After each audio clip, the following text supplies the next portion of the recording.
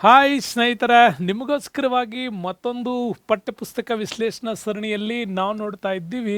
ಇವತ್ತು ಭೂಗೋಳಶಾಸ್ತ್ರ ದ್ವಿತೀಯ PUCನಲ್ಲಿ ಬರ್ತಕ್ಕಂತಹ ಇಂಪಾರ್ಟೆಂಟ್ ಟಾಪಿಕ್ಸ್ಗಳನ್ನ ನಿಮಗೋಸ್ಕರ ತಂದಿದ್ದೇವೆ.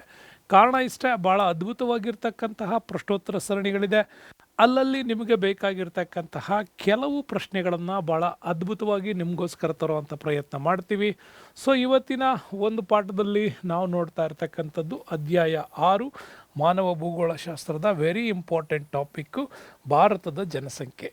ನೋಡಿ, ಈ ಪಾಠ ಏನಿದೆ, ಭಾರತದ ಜನಸಂಖ್ಯಾ ಗಣತಿ 2011 ಆಧಾರದ ಮೇಲೆ ಈ ಪಾಠವನ್ನು ಕಂಪ್ಲೀಟಾಗಿ ಇದೆ.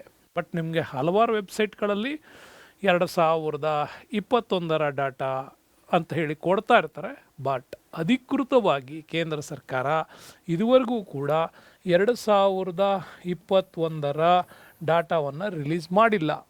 ಅವ್ರು ರಿಲೀಸ್ ಮಾಡಿದ ಮೇಲೆ ನಾವು ಅದನ್ನು ಅಧಿಕೃತ ಅನ್ಕೋಬೇಕು. ಇಲ್ಲಾಂದರೆ ವೆಬ್ಸೈಟ್ಗಳಲ್ಲಿ ಬಿಡ್ತಕ್ಕಂತಹ ಅನೇಕ ಪಾಠಗಳನ್ನು ನಾವು ಹೇಳಲಿಕ್ಕಾಗಲ್ಲ. ಹಾಗಾಗಿ ಈ ಪಾಠದಲ್ಲಿರುವಂತಹ ಡಾಟಾಗಳನ್ನೇ ಭಾಳ ಪ್ರಮುಖವಾಗಿ ಹೇಳ್ತಾ ಹೋಗ್ತೀನಿ. ಅಲ್ಲಲ್ಲಿ ಕೆಲವೊಂದಿಷ್ಟು ಬದಲಾವಣೆಗಳನ್ನು ನಿಮಗೋಸ್ಕರ ತಿಳಿಸುವಂಥ ಪ್ರಯತ್ನ ಮಾಡ್ತೀವಿ ಸ್ನೇಹಿತರೆ. ಸೊ ಹಾಗಾಗಿ ಇವತ್ತಿನ ನಮ್ಮ ಈ ಪಾಠದಲ್ಲಿ ನಾವು ನೋಡ್ಬೋದಾಗಿರ್ತಕ್ಕಂಥ ಇಂಪಾರ್ಟೆಂಟ್ ಭಾರತದ ಜನಸಂಖ್ಯೆ ಬಗ್ಗೆ ಮಾತಾಡ್ತೀವಿ. ಅದರಲ್ಲಿ ನಿಮಗೆ ಜನಸಾಂದ್ರತೆ ಬಗ್ಗೆ ಮಾತಾಡ್ತೀವಿ, ಮತ್ತು ಜನಸಂಖ್ಯೆ ಅಂದ್ರೇನು, ಲಿಂಗಾನುಪಾತ ಅಂದ್ರೇನು, ಸಾಕ್ಷರತೆ ಅಂದ್ರೇನು, ಯಾವ ರಾಜ್ಯ ಹೈಯೆಸ್ಟ್ ಇದೆ, ಯಾವ ರಾಜ್ಯ ಲೋಯೆಸ್ಟ್ ಇದೆ, ಮತ್ತು ವರ್ಲ್ಡ್ ಲೆವೆಲ್ಗೂ ಭಾರತಕ್ಕೂ ಏನೊಂದಿಷ್ಟು ಪರಿಣಾಮಗಳಿದೆ ಅನ್ನೋದ್ರ ಬಗ್ಗೆ ಕೂಡ ನಾವು ನೋಡ್ತಾ ಹೋಗೋಣ. ಸೊ ಇವತ್ತಿನ ಟಾಪಿಕಲ್ಲಿ ನೋಡ್ಬೋದಾದಂಥದ್ದು ಭಾರತದ ಜನಸಂಖ್ಯೆ, ಅದರ ಅರ್ಥ ಹಾಗೂ ಅದರ ಪ್ರಮಾಣದ ಬಗ್ಗೆ ಮಾತಾಡ್ತೀವಿ. ಜನಸಂಖ್ಯಾ ಸ್ಫೋಟ ಅಂದರೆ ಏನು? ನಾವೀಗ ಹೇಳ್ತಾ ಇರೋದು ಜನಸಂಖ್ಯೆ ಹೆಚ್ಚಳ ಗಿಚ್ಚಳ ಅಂದರೆ ಭಾಳ ಸಣ್ಣ ಪದ. ಅದು ಸ್ಫೋಟ ಅಂದರೆ ಏನು ಅನ್ನೋದ್ರ ಬಗ್ಗೆ. ಸ್ಫೋಟ ಅಂತಂದರೆ ನೋಡಿ, 1 ಇದ್ದಿದ್ದು 2 ಆಗೋದು, 2 ಇದ್ದಿದ್ದು 4, 4 ಇದ್ದಿದ್ದು 8, 8 ಇದ್ದಿದ್ದು 16, 16 ಇದ್ದಿದ್ದು 32, ಈ ರೀತಿ ಡೆವಲಪ್ಮೆಂಟ್ ಆಗೋದನ್ನು ಹೆಚ್ಚಳ ಅಂತ ಅನ್ನೋಕ್ಕಾಗಲ್ಲ, ಇದನ್ನು ಸ್ಫೋಟ ಅಂತ ಕರೀತಾರೆ. ಹೆಚ್ಚಳ ಅಂದರೆ 1, 2, 3, 4 ಅನುಕ್ರಮವಾಗಿ ಡೆವಲಪ್ಮೆಂಟ್ ಆಗೋದು. ಬಟ್ ಇಲ್ಲಿ ಭಾರತದಲ್ಲಿ ಜನಸಂಖ್ಯೆ ಸ್ಫೋಟ ಆಗ್ತಾ ಇದೆ, ಯಾಕೆ ಅನ್ನೋದ್ರ ಬಗ್ಗೆ ಕೂಡ ಮಾತಾಡ್ತೀವಿ. ಅದಾದ ನಂತರ ಇಂಪಾರ್ಟೆಂಟು, ಭಾರತದಲ್ಲಿ ಜನಸಾಂದ್ರತೆ ಅಂದ್ರೇನು, ಜನಸಾಂದ್ರತೆಯ ಅರ್ಥ ಮತ್ತು ಪ್ರಮಾಣ, ಭಾರತದಲ್ಲಿ ಅದರ ಸಾಕ್ಷರತೆ ಪ್ರಮಾಣದ ಬಗ್ಗೆ ಮಾತಾಡ್ತೀವಿ, ಭಾರತದಲ್ಲಿ ಕುಟುಂಬ ಕಲ್ಯಾಣ ಯೋಜನೆಗಳು ಹೇಗಿದೆ ಅಂತ ಮಾತಾಡ್ತೀವಿ, ಭಾರತದಲ್ಲಿ ಆಗ್ತಕ್ಕಂಥ ವಲಸೆಗಳಲ್ಲಿ ಒಳವಲಸೆ, ಹೊರವಲಸೆ, ಹಾಗೆ ನಗರದಿಂದ ಹಳ್ಳಿಗೆ ವಲಸೆಗಳು, ಹಳ್ಳಿಯಿಂದ ನಗರಕ್ಕೆ ವಲಸೆಗಳು, ಅದಾದಮೇಲೆ ರಾಷ್ಟ್ರದಿಂದ ರಾಷ್ಟ್ರಕ್ಕೆ ವಲಸೆಗಳು, ಇದನ್ನೆಲ್ಲ ನೋಡ್ತೀವಿ. ಹಾಗೆ ಅದೆಲ್ಲದೂ ಕೂಡ ಇಂಪಾರ್ಟೆಂಟಾಗಿ ಈ ಟಾಪಿಕಲ್ಲಿ ಮಾತಾಡೋಣ. ಹಾಗಾದರೆ ಟಾಪಿಕ್ನ ಮುಂದುವರ್ಸ್ಕೊಂಡು ಹೋಗೋಣ. ಭಾರತದಲ್ಲಿ ಜನಸಂಖ್ಯೆಯ ಅರ್ಥದ ಬಗ್ಗೆ ಮಾತಾಡೋಣ. ಏನು ಜನಸಂಖ್ಯೆ ಅಂದರೆ ಅಂತ ವೆರಿ ಸಿಂಪಲ್ ಮೀನಿಂಗ್ ಇದೆ ನೋಡಿ. ಒಂದು ನಿರ್ದಿಷ್ಟವಾದಂಥ ಪ್ರದೇಶದಲ್ಲಿ ವಾಸಿಸುವ ನಿವಾಸಿಗಳ ಸಂಖ್ಯೆಯನ್ನು ನಮ್ಮಲ್ಲಿ ಜನಸಂಖ್ಯೆ ಅಂತ ಕರೀತಾರೆ. ಒಂದು ಪರ್ಟಿಕ್ಯುಲರ್ ಬೌಂಡ್ರಿ ಅಂದರೆ ಒಂದು ಭಾರತ ಅಂದರೆ ಭಾರತ ದೇಶದಲ್ಲಿ ಇರ್ತಕ್ಕಂತಹ ಜನರ ಒಂದು ನಿವಾಸಿಗಳ ಸಂಖ್ಯೆಯನ್ನು ಮಾಡೋದು. ಹಾಗೆ ಸಂಖ್ಯೆ ಮಾಡೋದನ್ನೇ ನಾವೇನಂತ ಕರಿತೀವಿ, ಜನಸಂಖ್ಯೆ ಅಂತ ಕರಿತೀವಿ. ಚೀನಾದ ತರುವಾಯ ಭಾರತ 2ನೇ ಸ್ಥಾನದಲ್ಲಿದೆ ಅಂದರೆ ಚೀನಾ 1ನೇ ಸ್ಥಾನದಲ್ಲಿದೆ ಅಂತ ಅರ್ಥ. ವರ್ಲ್ಡ್ ಪಾಪ್ಯುಲೇಷನ್ಸಲ್ಲಿ ಜನಸಂಖ್ಯೆಯಲ್ಲಿ ಭಾರತ 2ನೇ ಸ್ಥಾನದಲ್ಲಿದ್ದರೆ ಚೀನಾ 1ನೇ ಸ್ಥಾನದಲ್ಲಿದೆ. ನೆಕ್ಸ್ಟು 2011 ಜನಗಣತಿಯ ಪ್ರಕಾರ ಭಾರತದಲ್ಲಿ ಇರ್ತಕ್ಕಂಥ ಒಟ್ಟು ಜನಸಂಖ್ಯೆ ಅಂತಂದರೆ 121 ಕೋಟಿ ಜನಸಂಖ್ಯೆ ನಮ್ಮಲ್ಲಿ, 121 ಕೋಟಿ ಜನಸಂಖ್ಯೆ ನಮ್ಮಲ್ಲಿ ಇದೆ ಅಂತ ಕೂಡ ಹೇಳ್ತೀವಿ. ಪ್ರಪಂಚದ ಒಟ್ಟು ಭೂಪ್ರದೇಶದಲ್ಲಿ ನೋಡಿ, ಭಾರತದ ಒಟ್ಟು ಭೂಪ್ರದೇಶ ಅಂತಂದರೆ 2.4, ಅದರಲ್ಲಿ ಭಾರತ ಹೊಂದಿರುವ ಜನಸಂಖ್ಯೆ 17.5. ಭಾಳ ಸರಿ ಮಿಸ್ ಮಾಡ್ಕೊತೀರ ಇದನ್ನು. ಭಾರತದ ಒಟ್ಟು ಭೂಪ್ರದೇಶ, ಈಗ ನಮ್ಮಲ್ಲಿ ಅದನ್ನು ಹೇಳುವಾಗ ಹೇಗೆ ಹೇಳ್ತೀವಿ ಅಂತಂದರೆ, ಈಗಿದು ವರ್ಲ್ಡ್ ಅಂತ ಅಂದ್ಕೊಳ್ಳಿ, ಇದು ಪ್ರಪಂಚ. ಓಕೆ, ಈ ಪ್ರಪಂಚದಲ್ಲಿ ಭಾಳ ಪ್ರಮುಖವಾಗಿ ಭಾರತ ಒಂದಿಷ್ಟು ಜಾಗ ಇದು. ಓಕೆ, ಹಾಗಾಗಿ ಇದು 100%ಅಲ್ಲಿ ಭಾರತ ಹೊಂದಿರತಕ್ಕಂಥದ್ದು 2.4% ಭೂಮಿ. ಇದರಲ್ಲಿ ಜನಸಂಖ್ಯೆ ಈಗ 100 ಮೆಂಬರ್ಸ್ ಇದ್ದಾರೆ ಅಂತಂದರೆ ಅದರಲ್ಲಿ 17.5 ಜನ ಮಾತ್ರ ಭಾರತದಲ್ಲಿದ್ದಾರೆ ಅಂತ ಅರ್ಥ. ಹಾಗಾಗಿ ಜನಸಂಖ್ಯೆ ವರ್ಲ್ಡ್ ಪಾಪ್ಯುಲೇಷನ್ಸಲ್ಲಿ 17.5 ಜನರು ಭಾರತದಲ್ಲಿದ್ದಾರೆ. 17.5 ಜನರು ಭಾರತದಲ್ಲಿದ್ದಾರೆ. ಭಾರತದ ಒಟ್ಟು ವಿಸ್ತೀರ್ಣ ಬಂತಂದರೆ ನಮಗೆ 2.4% ಮಾತ್ರ ಭಾರತದ ವರ್ಲ್ಡ್ ಪಾಪ್ಯುಲೇಷನಲ್ಲಿ ವರ್ಲ್ಡ್ ಲ್ಯಾಂಡಲ್ಲಿ ಭಾರತ 2.4% ಮಾತ್ರ ಅಂತೀವಿ. ಹಾಗಾಗಿ ನಮ್ಮಲ್ಲಿ ಪ್ರಪಂಚದ ಒಟ್ಟು ಜನಸಂಖ್ಯೆಯಲ್ಲಿ 17% ಇದ್ದರೆ ಭೂಮಿಯಲ್ಲಿ 2.4% ಇದ್ದೀವಿ ಅಂತ ಕೂಡ ಹೇಳ್ತೀವಿ. ನೆಕ್ಸ್ಟ್ ಬರೋಣ, ಜನಸಂಖ್ಯಾ ಸ್ಫೋಟ ಅಂದರೆ ಏನು, ಪಾಪ್ಯುಲೇಷನ್ ಎಕ್ಸ್ಪ್ಲೋಷನ್ ಅಂದರೆ ಏನು ಅಂತ ಮಾತಾಡೋಣ. ನೋಡಿ, ಒಂದು ದೇಶದ ಅಭಿವೃದ್ಧಿಗೆ ಯಾವಾಗಲೂ ಅಲ್ಲಿರ್ತಕ್ಕಂಥ ಮಾನವ ಸಂಪನ್ಮೂಲ ವೆರಿ ಇಂಪಾರ್ಟೆಂಟು. ಓಕೆ, ಮಾನವರನ್ನು ಕೂಡ ನಾವು ಸಂಪನ್ಮೂಲ ಅಂಥೇಳಿ ಗಣನೆಗೆ ತಗೊಳ್ತೀವಿ. ಸೊ ಇದಕ್ಕೂ ಕೂಡ ಅಷ್ಟೇ ಭಾಳ ದೊಡ್ಡ ಮಟ್ಟದಲ್ಲಿ ಇದರ ಅಧ್ಯಯನ ನಡೆದ ಮೇಲೆ ಮಾನವನು ಕೂಡ ಒಂದು ದೇಶದ ಸಂಪನ್ಮೂಲವಾಗಿ ಇರ್ತಾನೆ ಅನ್ನೋದನ್ನು ರಿಸರ್ಚ್ಗಳಲ್ಲಿ ಇದನ್ನು ಪ್ಯೂರಿಫೈ ಮಾಡಲಾಯಿತು. ಆ ರೀತಿ ಮಾನವ ಒಂದು ಸಂಪನ್ಮೂಲ. ಅಂತಹ ಸಂಪನ್ಮೂಲ ಹೇಗಿರಬೇಕು ಅಂತಂದರೆ ಆ ದೇಶದ ಪ್ರಗತಿಗೆ ಅದು ಸಪೋರ್ಟ್ ಆಗುವಂತಿರಬೇಕು. ಆ ದೇಶದ ಪ್ರಗತಿಗೆ ಅದು ಸಪೋರ್ಟ್ ಆಗಲಿಲ್ಲ ಅಂತಂದರೆ ಆ ಮಾನವ ಸಂಪನ್ಮೂಲ ತುಂಬ ವೇಸ್ಟ್ ಆಗಿದೆ ಅಂತ ಅರ್ಥ ಆಗುತ್ತೆ. ಆದರೆ ಒಂದು ದೇಶದ ಅಭಿವೃದ್ಧಿಗೆ ಅದರ ಚಟುವಟಿಕೆಗೆ ಹೆಲ್ಪ್ ಮಾಡುವಂಥ ಮಾನವ ಸಂಪನ್ಮೂಲ ಅತ್ಯವಶ್ಯಕ. ಹಾಗಾಗಿ ಆ ದೇಶದ ಸ್ವಾಭಾವಿಕ ಸಂಪನ್ಮೂಲಕ್ಕೆ ಅದು ತುಂಬ ಆದರ್ಶಪ್ರಾಯವಾಗಿರಬೇಕು ಅಂತ ಕೂಡ ಹೇಳ್ತಾರೆ. ಈ ವಿಚಾರದಲ್ಲಿ ನಾವು ನೋಡಿದರೆ ಭಾರತದಲ್ಲಿ ಅತ್ಯಧಿಕ ಜನಸಂಖ್ಯೆಯನ್ನು ಹೊಂದಿದ್ದೇವೆ. ಅಂದರೆ ವರ್ಲ್ಡ್ನ 2.4% ಭೂಮಿಗೆ ನಮ್ಮಲ್ಲಿ ಜನಸಂಖ್ಯೆ ಎಷ್ಟಾಗ್ಬಿಟ್ಟಿದೆ ಅಂತಂದರೆ 17.5% ಜನಸಂಖ್ಯೆ ಆಗ್ಬಿಟ್ಟಿದೆ. ಹಾಗಾಗಿ ನಮ್ಮ ಭೂ ವಿಸ್ತೀರ್ಣಕ್ಕೆ ಹೋಲಿಸಿಕೊಂಡ್ರೆ ಭಾರತದ ಜನಸಂಖ್ಯೆ ಹೆಚ್ಚಳ ಅಂತ ಹೇಳ್ತೇವೆ. ಹಾಗಾಗಿ ಇದು ದೇಶದ ಆರ್ಥಿಕ ಅಭಿವೃದ್ಧಿ ಮೇಲೆ ತುಂಬಾ ಪರಿಣಾಮ ಉಂಟು ಮಾಡುತ್ತೆ. ಯಾಕೆ ಉಂಟು ಮಾಡುತ್ತೆ ಅಂತಂದರೆ ಆ ದೇಶದ ಮಾನವ ತುಂಬ ಕ್ರಿಯೇಟಿವ್ ಅಲ್ಲಿ ಆ ದೇಶದ ಪ್ರಗತಿಗೆ ಮಸ್ಟ್ ಆ್ಯಂಡ್ ಶುಡ್ ಹೆಲ್ಪ್ ಮಾಡೋ ಹಂಗೆ ಇರಬೇಕು. ಆದರೆ ನಮ್ಮಲ್ಲಿ ನಾವೇನು ಮಾಡ್ತಾ ಇದ್ದೀವಿ, ಎಲ್ಲರೂ ಸರ್ಕಾರಿ ನೌಕರಿಗಳಿಗಾಗಿ ಕಾಯ್ತಾ ಕೂತ್ಕೋತೀವಿ. ಸರ್ಕಾರಿ ನೌಕರಿ ಸಿಗೋವರೆಗೂ ನಮ್ಮಲ್ಲಿ ಪ್ರಯತ್ನ ಹೆಚ್ಚು ಕಡಿಮೆ ಒಂದು 28 ವರ್ಷದ ತನಕ ಟ್ರೈ ಮಾಡ್ತಾನೇ ಇದ್ದೀವಿ. ಅದು ನಮ್ಮ ದೇಶದಲ್ಲಿ ಪ್ರಾಬ್ಲಮ್ ಆಗುತ್ತೆ. ಆದರೆ ಕ್ಯಾಪಿಟಲೈಸೇಷನ್ಸ್ ಕಂಟ್ರಿಗಳಲ್ಲಿ, ಬಂಡವಾಳಶಾಹಿ ಕಂಟ್ರಿಗಳಲ್ಲಾದರೆ ಸರ್ಕಾರಿ ನೌಕರಿ ಅನ್ನೋದು ಇರೋದೇ ಇಲ್ಲ. ಹಾಗಾಗಿ ಆ ದೇಶದಲ್ಲಿ ಜನರು ಆರಂಭದಿಂದಲೇ ಆ ಮಗು ಏನಾಗಬೇಕು ಅಂತ ಅದರಲ್ಲಿ ಯಾವುದಕ್ಕೆ ಸ್ಪೆಷಾಲಿಟಿ ಇದೆಯೋ ಅದನ್ನು ಕಲಿಸ್ತಾರೆ. ಅದರಲ್ಲಿ ಆ ಮಗು ಆ ದೇಶಕ್ಕೆ ತಂದೆ ಆಗಿರ್ತಕ್ಕಂಥ ಕೊಡುಗೆಯನ್ನು ಕೊಡೋಕ್ಕೆ ಶುರು ಮಾಡುತ್ತೆ.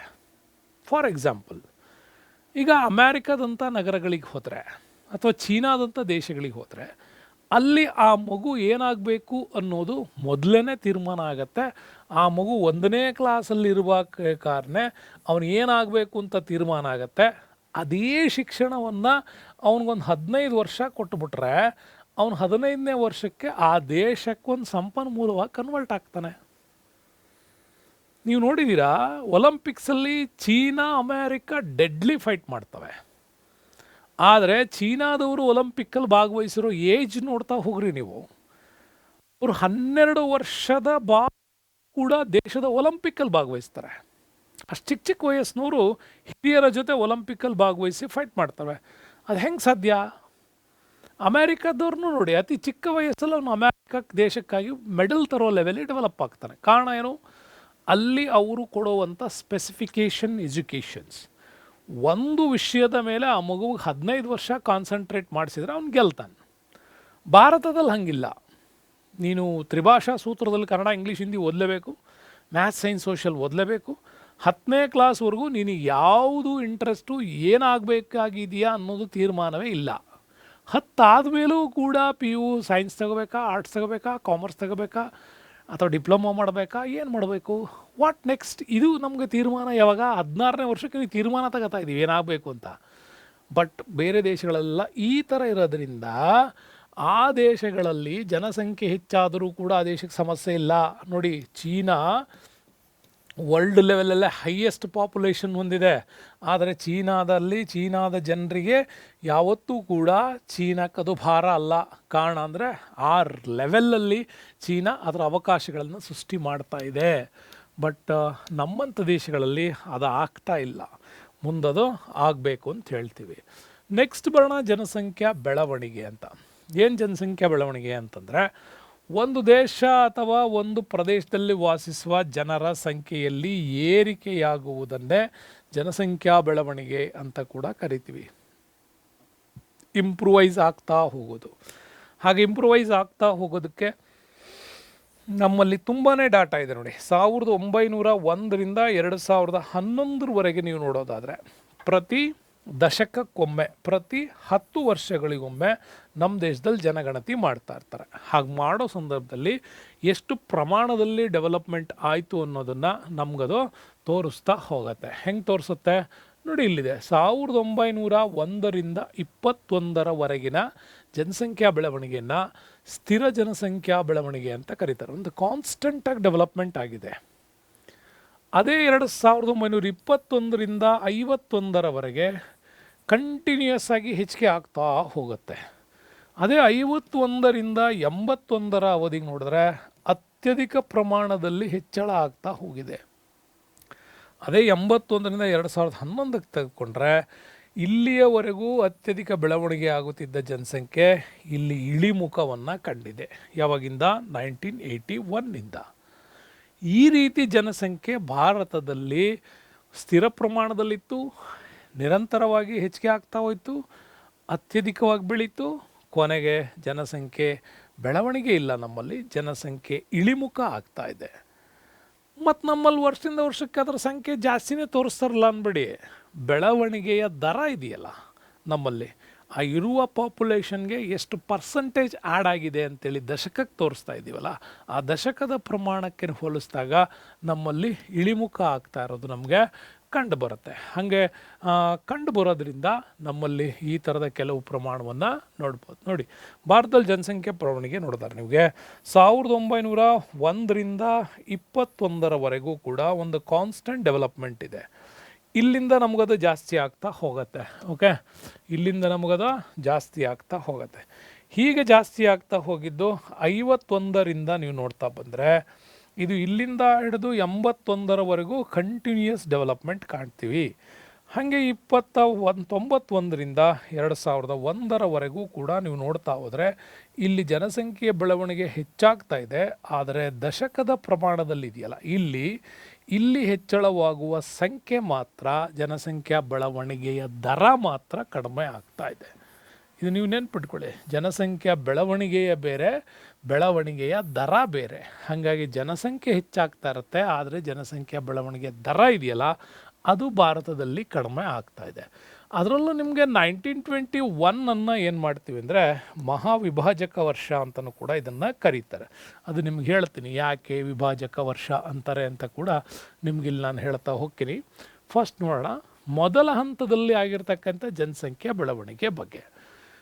ನೋಡಿ, 238 ದಶಲಕ್ಷ 1901ರಿಂದ 251 ದಶಲಕ್ಷಕ್ಕೆ 1921ಕ್ಕೆ ಏರಿಕೆ ಆಯಿತು. ಅಂದರೆ 238 ಇದ್ದದ್ದು ನಮ್ಮಲ್ಲಿ 251 ದಶಲಕ್ಷಕ್ಕೆ ಹೆಚ್ಚಿಗೆ ಆಯಿತು.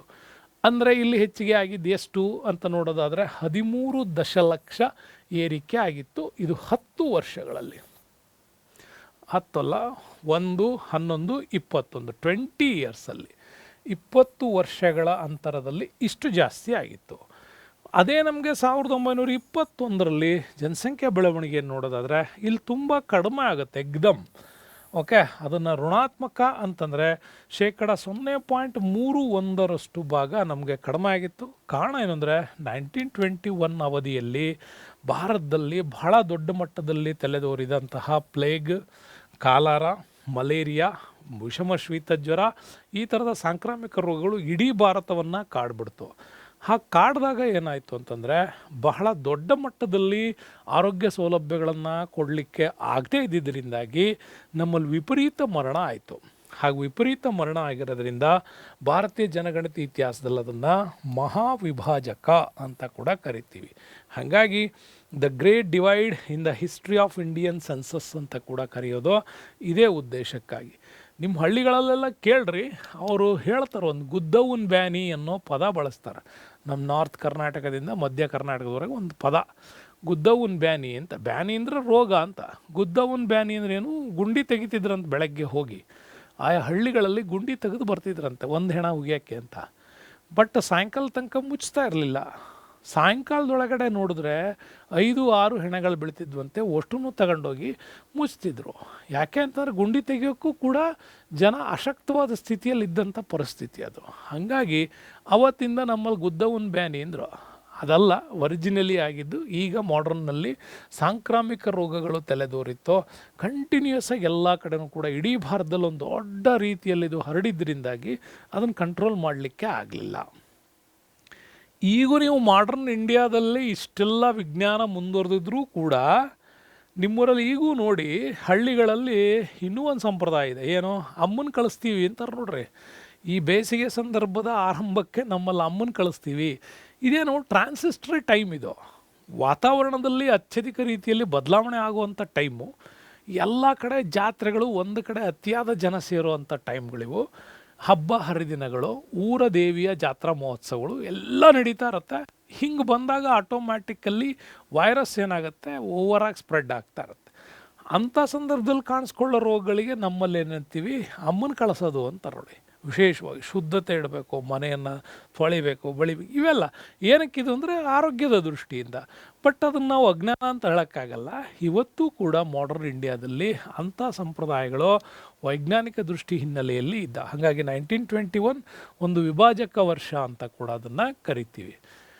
ಎರಡನೇ ಹಂತದ ಡೆವಲಪ್ಮೆಂಟ್ ನೋಡ್ತೀವಿ. ಈಗ ಎರಡನೇ ಹಂತದ ಡೆವಲಪ್ಮೆಂಟ್ ಏನಾಗಿದೆ ಅಂತಂದರೆ 251 ದಶಲಕ್ಷ ನಮಗೆ 1921ನಿಂದ 361 ದಶಲಕ್ಷ 1951ಕ್ಕೆ ಬಂತು. ಅಲ್ಲಿಗೆ 21ರಿಂದ 31, 41, 51.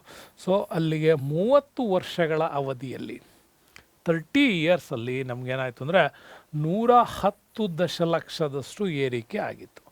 20-30 ದಶಲಕ್ಷ ಏರಿಕೆ ಆಗೋದು ಒಂದೇ ಸರಿಗೆ 110 ದಶಲಕ್ಷಕ್ಕೆ ಏರಿಕೆ ಆಗಿತ್ತು.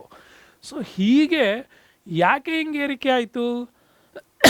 ಮಹಾವಿಭಾಜಕ ವರ್ಷದ ನಂತರ ಭಾರತದಲ್ಲಿ ಡೆವಲಪ್ಮೆಂಟ್ ಆದಂಥ ವೈಜ್ಞಾನಿಕ ಬೆಳವಣಿಗೆಗಳು, ಕಾಲರಾ, ಪ್ಲೇಗ್, ಸಾಂಕ್ರಾಮಿಕ ರೋಗಗಳು, ಇಂಥವುಗಳಿಗೆ ಕಂಡುಹಿಡಿದಂಥ ನಿಯಂತ್ರಣ ಕ್ರಮಗಳು, ವೈದ್ಯಕೀಯ ಕ್ಷೇತ್ರದಲ್ಲಾದಂಥ ಬದಲಾವಣೆ, ಜೊತೆಗೆ ಪ್ರವಾಹ, ಬರಗಾಲ, ಇಂಥ ಸಂದರ್ಭದಲ್ಲಿ ತುರ್ತು ಪರಿಹಾರಗಳು, ಸರ್ಕಾರದ ಒಂದು ಸಹಾಯ, ಇದರದ್ದೆಲ್ಲ ಪರಿಣಾಮವಾಗಿ ಏನಾಯಿತು ಅಂದರೆ ಭಾರತದಲ್ಲಿ ಮರಣ ದರ ಇಳಿಮುಖ ಆಯಿತು.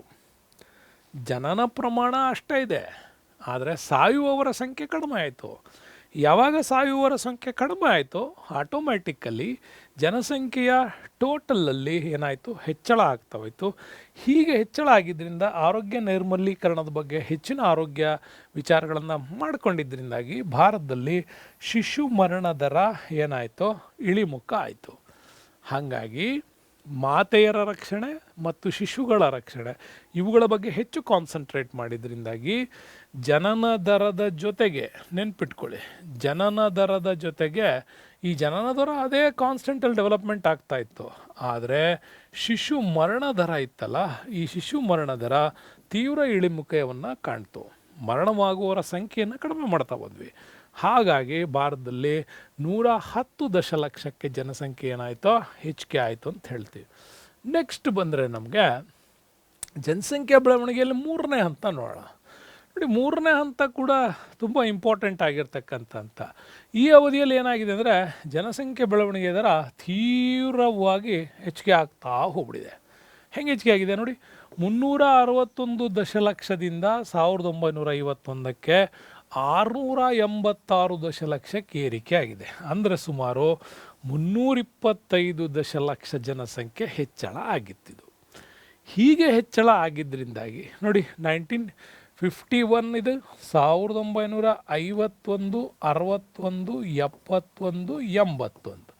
ಸೊ ಇಲ್ಲೂ ಅಷ್ಟೇ ಏನು 30 ಇಯರ್ಸ್ ಡಿಕೇಡ್ ಏನಿದೆ, ಇದರಲ್ಲಿ 325 ದಶಲಕ್ಷ ಜನಸಂಖ್ಯೆ ಹೆಚ್ಚಳ ಆಯಿತು. 110 ಇದ್ದಿದ್ದು ಹಿಂದಿನ 30 ವರ್ಷದಲ್ಲಿ, ನೆಕ್ಸ್ಟ್ 30 ವರ್ಷದಲ್ಲಿ 325 ದಶಲಕ್ಷ ಹೆಚ್ಚಾಗಿತ್ತು. ಕಾರಣ ಅಂದರೆ ಹೇಳಿದೆ ನಿಮಗೆ, ಶಿಶು ಮರಣ ದರ ಕಡಿಮೆ ಆಗಿದ್ದರಿಂದಾಗಿ ಆಟೋಮ್ಯಾಟಿಕಲಿ ಜನಸಂಖ್ಯೆ ಬೆಳವಣಿಗೆ ತೀವ್ರಗೊಳ್ತಾ ಹೋಗ್ತು.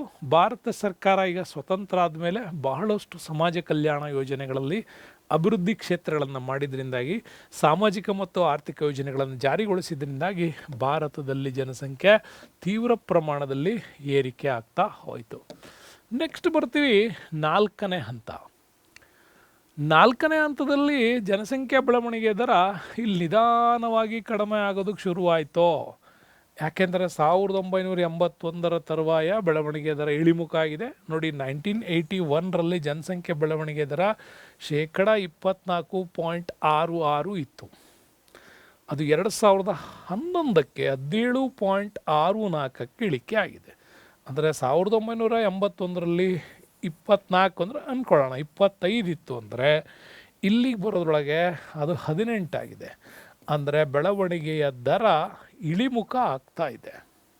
ಹಾಗೆ ಇಳಿಮುಖ ಆಗಿದ್ದರಿಂದಾಗಿ 1981ರಿಂದ 2011ರವರೆಗಿನ ಅವಧಿಯನ್ನು ಭಾರತದಲ್ಲಿ ಅಧಿಕ ಜನಸಂಖ್ಯಾ ಬೆಳವಣಿಗೆಯೊಂದಿಗೆ ಇಳಿಮುಖವಾಗುತ್ತಿರುವ ಸ್ಪಷ್ಟ ಸೂಚಕ ಅಂತ ಹೇಳಿ ಇದನ್ನು ನಾವು ಸಮರ್ಥನೆ ಮಾಡ್ತಾರೆ.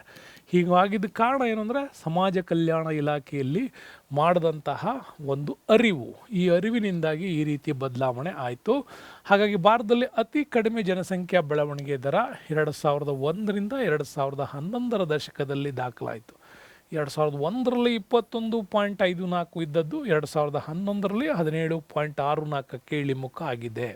ಹಾಗಾಗಿ 3.9% ಭಾಗ ಮಾತ್ರ ಜನಸಂಖ್ಯಾ ಬೆಳವಣಿಗೆ ಆಗಿತ್ತು ಅಂತ ಕೂಡ ಇಲ್ಲಿ ಹೇಳ್ತೀವಿ. ಮುಂದಿನ ದಿನಗಳಲ್ಲಿ ಇದು ಮತ್ತಷ್ಟು ಇಳಿಮುಖ ಆಗುತ್ತೆ ಅಂತ ಕೂಡ ಹೇಳಲಾಗತ್ತೆ. ನೆಕ್ಸ್ಟ್ ಬರೋಣ,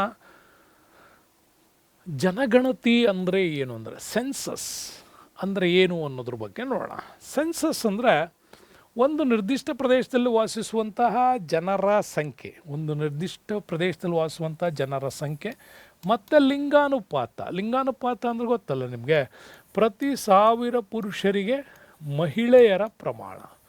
ಓಕೆ, ಪ್ರತಿ 1000 ಪುರುಷರಿಗೆ ಮಹಿಳೆಯರ ಪ್ರಮಾಣ ಲಿಂಗಾನುಪಾತ.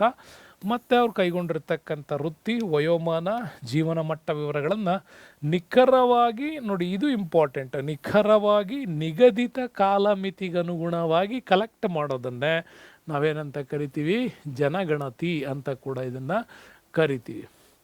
ಭಾರತದಲ್ಲಿ ಜನಗಣತಿ ವಿವರವನ್ನು ನೀವು ನೋಡೋದಾದರೆ ಸ್ನೇಹಿತರೆ ಇಂಪಾರ್ಟೆಂಟಾಗಿ ಕಾಣ್ತದೆ ನೋಡಿ. 1901ರಲ್ಲಿ ನಮಗೆ 238 ದಶಲಕ್ಷ ಇತ್ತು ನೋಡಿ. 21ಕ್ಕೆ ಬನ್ನಿ, ಇಲ್ಲಿ 251, ಇಲ್ಲಿ ಮೈನಸ್ ಕಾಣ್ತದೆ 31. ಇದನ್ನೇ ನಾವು ಇದುವರೆಗೂ ಹೇಳಿದ್ದು ವಿಭಾಜಕ ವರ್ಷ ಅಂತ, 1921 ಸಾಂಕ್ರಾಮಿಕ ರೋಗಗಳು.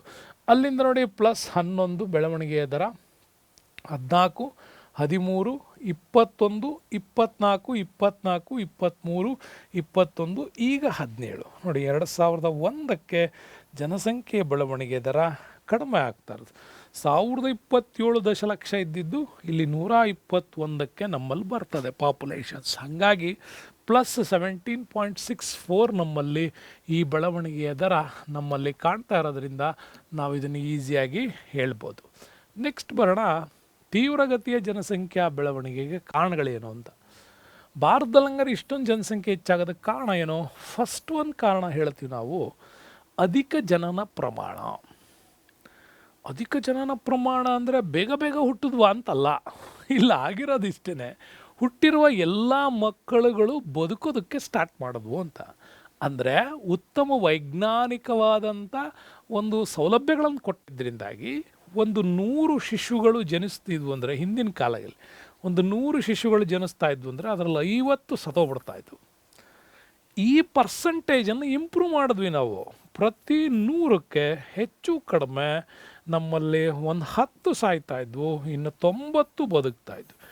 ಈ ಲೆವೆಲ್ಲಿಗೆ ನಮ್ಮಲ್ಲಿ ಡೆವಲಪ್ಮೆಂಟ್ ಆಗೋದನ್ನೇ ಅಧಿಕ ಜನನ ಪ್ರಮಾಣ ಅಂತ ಕರಿತೀವಿ. ಹಾಗಾಗಿ 1901ರಲ್ಲಿ ಪ್ರತಿ 1000ಕ್ಕೆ 49.2, ಹತ್ತತ್ರ 50 ಅನ್ಕೊಂಬಿಡಿ, ಅಷ್ಟಿತ್ತು ಜನನ ಪ್ರಮಾಣ. 2011ರ ವೇಳೆಗೆ 22.2ಕ್ಕೆ ಇಳಿಕೆಯಾಗಿದೆ. ಅಂದರೆ ಜನನ ಪ್ರಮಾಣ ಪ್ರತಿ 1000ಕ್ಕೆ 49 ಆ್ಯಡ್ ಆಗ್ತಾಯಿದ್ರೆ ಇಲ್ಲಿ 22 ಆ್ಯಡ್ ಆಗ್ತಾಯಿದೆ. ಕಾರಣ ಅಂತಂದರೆ ಇಲ್ಲಿ ಮಕ್ಕಳನ್ನು ಪಡೆಯುವಂತಹ ಪ್ರಮಾಣ ಕಡಿಮೆ ಆಗಿರೋದು, ದರ ಅಲ್ಲ, ಪ್ರಮಾಣ ಕಡಿಮೆ ಆಗಿರೋದು. ಹಾಗಾಗಿ ಮರಣದ ಪ್ರಮಾಣವೂ ಕೂಡ ಕಡಿಮೆ ಆಯಿತು. ಈ ರೀತಿಯಲ್ಲಿ ಅದು ಜನಸಂಖ್ಯಾ ಸ್ಫೋಟಕ್ಕೆ ಕಾರಣವೂ ಆಯಿತು. ಒಂದು ವೈದ್ಯಕೀಯ ವಿಭಾಗದಲ್ಲಾದಂಥ ಬದಲಾವಣೆ, ಇನ್ನೊಂದು ಜನರು ಪಡೆಯುವಂತಹ ಮಕ್ಕಳುಗಳ ಸಂಖ್ಯೆ, ಇದು ಕೂಡ. ನೆಕ್ಸ್ಟ್, ಅಧಿಕ ಜನನ ಪ್ರಮಾಣಕ್ಕೆ ಕಾರಣಗಳೇನು ಅಂತಂದರೆ, ಅಧಿಕ ಜನನ ಪ್ರಮಾಣಕ್ಕೆ ಹಲವು ಕಾರಣಗಳು. ಉದಾಹರಣೆ, ನಮ್ಮಲ್ಲಿ ಹಿಂದಿನ ಕಾಲದಲ್ಲಿ 21 ಈ ಕಡೆ ಬಾಲ್ಯ ವಿವಾಹ ಜಾರಿಯಲ್ಲಿತ್ತು, ಹೆಚ್ಚು ಮಕ್ಕಳು ಪಡೆಯುವ ಸಾಮರ್ಥ್ಯ ಶುರುವಾಯಿತು. ಸಾರ್ವತ್ರಿಕ ವಿವಾಹ ಪದ್ಧತಿ, ಪ್ರತಿಯೊಬ್ಬರು ಮದುವೆ ಆಗಲೇಬೇಕು ಅನ್ನುವಂಥ ಒಂದು ನಂಬಿಕೆಗಳು, ಧಾರ್ಮಿಕ ಮತ್ತು ಸಾಮಾಜಿಕ ಮೂಢನಂಬಿಕೆಗಳು, ಅವಿಭಕ್ತ ಕುಟುಂಬ, ಅನಕ್ಷರತೆ, ಬಹುಪತ್ನಿತ್ವ, ಕೃಷಿ ಪ್ರಧಾನ ವೃತ್ತಿಗಳು, ಬಡತನ, ವಿಳಂಬ ನಗರೀಕರಣ ಪ್ರಕ್ರಿಯೆಗಳು ಮತ್ತು ವೆರಿ ಇಂಪಾರ್ಟೆಂಟು ಉಷ್ಣ ವಾಯುಗುಣ, ಇವುಗಳೆಲ್ಲವೂ ಕೂಡ ಪ್ರತ್ಯಕ್ಷ ಮತ್ತು ಪರೋಕ್ಷವಾಗಿ ಹೆಚ್ಚೆಚ್ಚು ಮಕ್ಕಳನ್ನು ಪಡೆಯುವ ಸಂಖ್ಯೆಯನ್ನು ನಮ್ಮಲ್ಲಿ ಜಾಸ್ತಿ ಮಾಡ್ತಾ ಹೋಗಿದೆ. ನೆಕ್ಸ್ಟ್ ಬರ್ತೀವಿ, ಕಡಿಮೆ ಪ್ರಮಾಣದ ಮರಣ ನಮ್ಮಲ್ಲಿ. ಯಾಕೆ ಅಂತ ನೋಡೋಣ. ನೋಡಿ, ಇಲ್ಲಿ ಆಗಿದ್ದಿಷ್ಟೇ, 1901ರಲ್ಲಿ ಮರಣದ ಪ್ರಮಾಣ ಅತ್ಯಧಿಕ 42.6 ಆಗಿತ್ತಿದು. ಅದೇ 2011ರ ವೇಳೆಗೆ 6.4 ಪ್ರತಿ ಸಾವಿರಕ್ಕೆ. ನೋಡಿ, ಇದನ್ನು ನಿಮ್ಗೆ ಅರ್ಥ ಮಾಡಬೇಕು ಅಂದರೆ, ಅಲ್ಲಿ ಪ್ರತಿ ಸಾವಿರಕ್ಕೆ 42% ಉಳಿತಾ ಇತ್ತು. ಈಗ ಪ್ರತಿ ಸಾವಿರಕ್ಕೆ ನಮ್ಮಲ್ಲಿ 6.4ಗೆ ಇಳಿಕೆ ಆಗಿದೆ. ಅಂದರೆ ಇಷ್ಟು ಸಾಯುವ ಪ್ರಮಾಣವನ್ನು ಇಷ್ಟಕ್ಕೆ ನಾವೇನು ಮಾಡಿದ್ದೀವಿ, ಕಡಿಮೆ ಮಾಡಿದ್ದೀವಿ ಅಂತ. ಹಂಗೆ ಕಡಿಮೆ ಮಾಡೋಕ್ಕೆ ಕಾರಣ ಏನೋ, ನಮ್ಮಲ್ಲಿ ತೀವ್ರಗತಿಯಲ್ಲಿ ಬೆಳವಣಿಗೆಯಾದಂತಹ ವೈಜ್ಞಾನಿಕ ಸೌಲಭ್ಯಗಳು, ಇದರಿಂದಾಗಿ ಭಾರತದ ಜನಸಂಖ್ಯೆ ಬೆಳವಣಿಗೆ ಹೆಚ್ಚಾಯಿತು. ನೆಕ್ಸ್ಟ್ ಮಾಡ್ತೀವಿ, ಕಡಿಮೆ ಮರಣ ದರಕ್ಕೆ ಕಾರಣಗಳೇನು. ಹಾಗಾದ್ರೆ ಇಷ್ಟೊಂದು ಮರಣ ಕಡಿಮೆ ಆಯ್ತಲ್ಲ, ಏನು ಕಾರಣ ಇಷ್ಟೇ, ಸಾಂಕ್ರಾಮಿಕ ರೋಗಗಳು, ಮಲೇರಿಯಾ, ಕ್ಷಯ ರೋಗಗಳು, ಇಂಥವುಗಳಿಗೆಲ್ಲ ನಾವು ವೈದ್ಯಕೀಯ ಸೌಲಭ್ಯಗಳನ್ನು ಏನು ಮಾಡಿದ್ವಿ, ಹೆಚ್ಚೆಚ್ಚು ಮಾಡಿದ್ವಿ. ಜೊತೆಗೆ ಶಿಶು ಮರಣವಾದ ನಿಯಂತ್ರಣಕ್ಕಾಗಿ ಕ್ರಮಗಳನ್ನು ಕೈಗೊಂಡ್ವಿ. ಅದರಲ್ಲಿ ಶೈಕ್ಷಣಿಕ ಸೌಲಭ್ಯಗಳ ಜೊತೆಗೆ ಪೌಷ್ಟಿಕ ಆಹಾರದ ಪೂರೈಕೆಗಳನ್ನು ಮಾಡೋದಕ್ಕೆ ಶುರು ಮಾಡಿದ್ವಿ. ಯಾವಾಗ ಅಂಗನವಾಡಿಗಳ ಕೇಂದ್ರದಲ್ಲಿ ಮಾತೃತ್ವ ಅಭಿಯಾನ ಯೋಜನೆಗಳು ಶುರುವಾದವೋ, ಆಗ ಎಲ್ಲ ರೀತಿಯಲ್ಲೂ ಕೂಡ ಡೆವಲಪ್ಮೆಂಟ್ಸ್ ಕೊಡೋದಕ್ಕೆ ಶುರು ಮಾಡಿದ್ವಿ, ವೈದ್ಯಕೀಯ ಸೌಲಭ್ಯಗಳು. ಇದರಿಂದಾಗಿ ಮರಣ ಪ್ರಮಾಣ ದಶಕದಿಂದ ದಶಕಕ್ಕೆ ಏನು ಮಾಡ್ತಾ ಬಂತು, ಕಡಿಮೆ ಆಗ್ತಾ ಬಂತು ಅಂತ ಹೇಳ್ಬೋದು.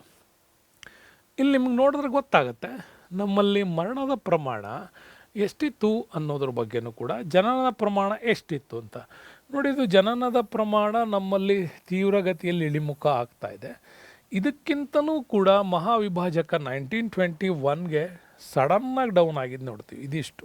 ಹೌದಾ, ಇಲ್ಲಿಂದ ಮರಣದ ಪ್ರಮಾಣ ಇದು ಕೂಡ ಕಡಿಮೆ ಆಗ್ತಾ ಬಂತು. ಬಟ್ ಇವೆರಡು ಅಟ್ ಎ ಟೈಮ್ ಜಾಯಿಂಟ್ ಇದ್ವಿವೋ, ಸಮ ಪ್ರಮಾಣದಲ್ಲಿತ್ತು. ಇದು ಡೌನ್ ಆಯಿತು, ಇದು ಡೌನ್ ಆಗಿದೆ. ಕಾರಣ ಅಂದರೆ, ಇಲ್ಲಿಯೂ ಡೌನ್ ಆಗೋದಕ್ಕೆ ಕಾರಣ ಬೆಳವಣಿಗೆ, ದೇಶದ ನಾಗರಿಕತೆಯ ಬೆಳವಣಿಗೆ ಬಗ್ಗೆ ಮಾತಾಡ್ತೀವಿ. ಇಲ್ಲೇನಾಯಿತು, ಇಲ್ಲಿ ವೈದ್ಯಕೀಯ ಸೌಲಭ್ಯಗಳ ಬೆಳವಣಿಗೆಗಳಾಯಿತು. ವೈದ್ಯಕೀಯ ಸೌಲಭ್ಯಗಳ ಬೆಳವಣಿಗೆ ಪ್ಲಸ್ ಜನರಲ್ಲಿ ಅರಿವು ಮೂಡಿಸುವಂಥ ಕಾರ್ಯಕ್ರಮಗಳಾಯಿತು. ಆಟೋಮ್ಯಾಟಿಕ್ಲಿ ಮರಣ ಪ್ರಮಾಣ ಕಡಿಮೆ ಆಯಿತು. ಇಲ್ಲಿ ಜನನ ಪ್ರಮಾಣ ಕಡಿಮೆ ಆಗೋದಕ್ಕೆ ಕಾರಣ ಏನು, ದೇಶದಲ್ಲಿ ಬೆಳವಣಿಗೆಯಾದಂತಹ ನಗರೀಕರಣದ ಪ್ರಮಾಣ ಇರ್ಬೋದು, ಪ್ಲಸ್ ನಮ್ಮಲ್ಲಿ ದುಡಿಮೆ, ಒತ್ತಡ, ಇವುಗಳು ಕೂಡ ಇರ್ಬೋದು. ಇವೆಲ್ಲದರಿಂದಲೂ ಕೂಡ ನಮ್ಮಲ್ಲಿ ಜನನ ಪ್ರಮಾಣ ಏನಾಯಿತು, ಅದು ಕೂಡ ಕಡಿಮೆ ಆಗ್ತಾ ಬಂತು. ನೆಕ್ಸ್ಟ್ ನೋಡೋಣ, ಹಂಗಾರೆ ಜನಸಂಖ್ಯಾ ಬೆಳವಣಿಗೆಯ ಪರಿಣಾಮಗಳೇನೇನಾಗತ್ತೆ. ಒಂದು ದೇಶದಲ್ಲಿ ಜನಸಂಖ್ಯೆ ಅದಕ್ಕೆ ಬೇಕಾಗೋದಕ್ಕಿಂತ ಅಧಿಕ ಆದರೆ ಏನಾಗುತ್ತೆ ಅಂತ. ಏನಾಗುತ್ತೆ ಅಂದರೆ, ಫಸ್ಟ್ ಆಫ್ ಆಲ್ ಒಂದು ನಿರುದ್ಯೋಗ ಮತ್ತು ಅರೆ ನಿರುದ್ಯೋಗ. ನಿರುದ್ಯೋಗ ಅಂದರೆ ಕಂಪ್ಲೀಟ್ ಒಬ್ಬನಿಗೆ ಕೆಲಸ ಮಾಡುವ ಅರ್ಹತೆ ಇರಬೇಕು. ಫಸ್ಟ್ ಅದು ಕರೆಕ್ಟಾಗಿ ಸ್ಟೇಟ್ಮೆಂಟ್ ನೆನ್ಪಿಟ್ಕೊಳ್ಳಿ. ಕೆಲಸ ಮಾಡುವ ಅರ್ಹತೆ ಇದ್ದು ಅವನಿಗೆ ಕೆಲಸ ಸಿಗದಿದ್ದರೆ ಅದನ್ನು ನಿರುದ್ಯೋಗ ಅಂತೀವಿ. ಕೆಲಸ ಮಾಡೋ ಅರ್ಹತೆ ಇರುತ್ತೆ, ಇಂಜಿನಿಯರಿಂಗ್ ಮುಗಿಸಿರ್ತಾನೆ ಅಥವಾ ಇನ್ನೇನೋ ಮುಗಿಸಿರ್ತಾನೆ, ನಾನು ಕೆಲಸನೇ ಮಾಡಲ್ಲಪ್ಪ ಅಂತಂದರೆ ಅವನು ನಿರುದ್ಯೋಗಿ ಅಂತ ಅನ್ನೋಕ್ಕಾಗಲ್ಲ ನಾವು. ಹಾಗಿದು ಕೆಲಸ ಮಾಡುವ ಅರ್ಹತೆ ಇದ್ದು ಅವನಿಗೆ ಕೆಲಸ ಸಿಗದೇ ಇದ್ದರೆ ಅದು ನಿರುದ್ಯೋಗ. ಇನ್ನು ಕೆಲವು ಕಡೆ ಅರೆ ನಿರುದ್ಯೋಗ, 6 ತಿಂಗಳಿಗೆ ಕೆಲಸ ಇರುತ್ತೆ, ಇನ್ನು 6 ತಿಂಗಳಿಗೆ ಕೆಲಸ ಇರಲ್ಲ.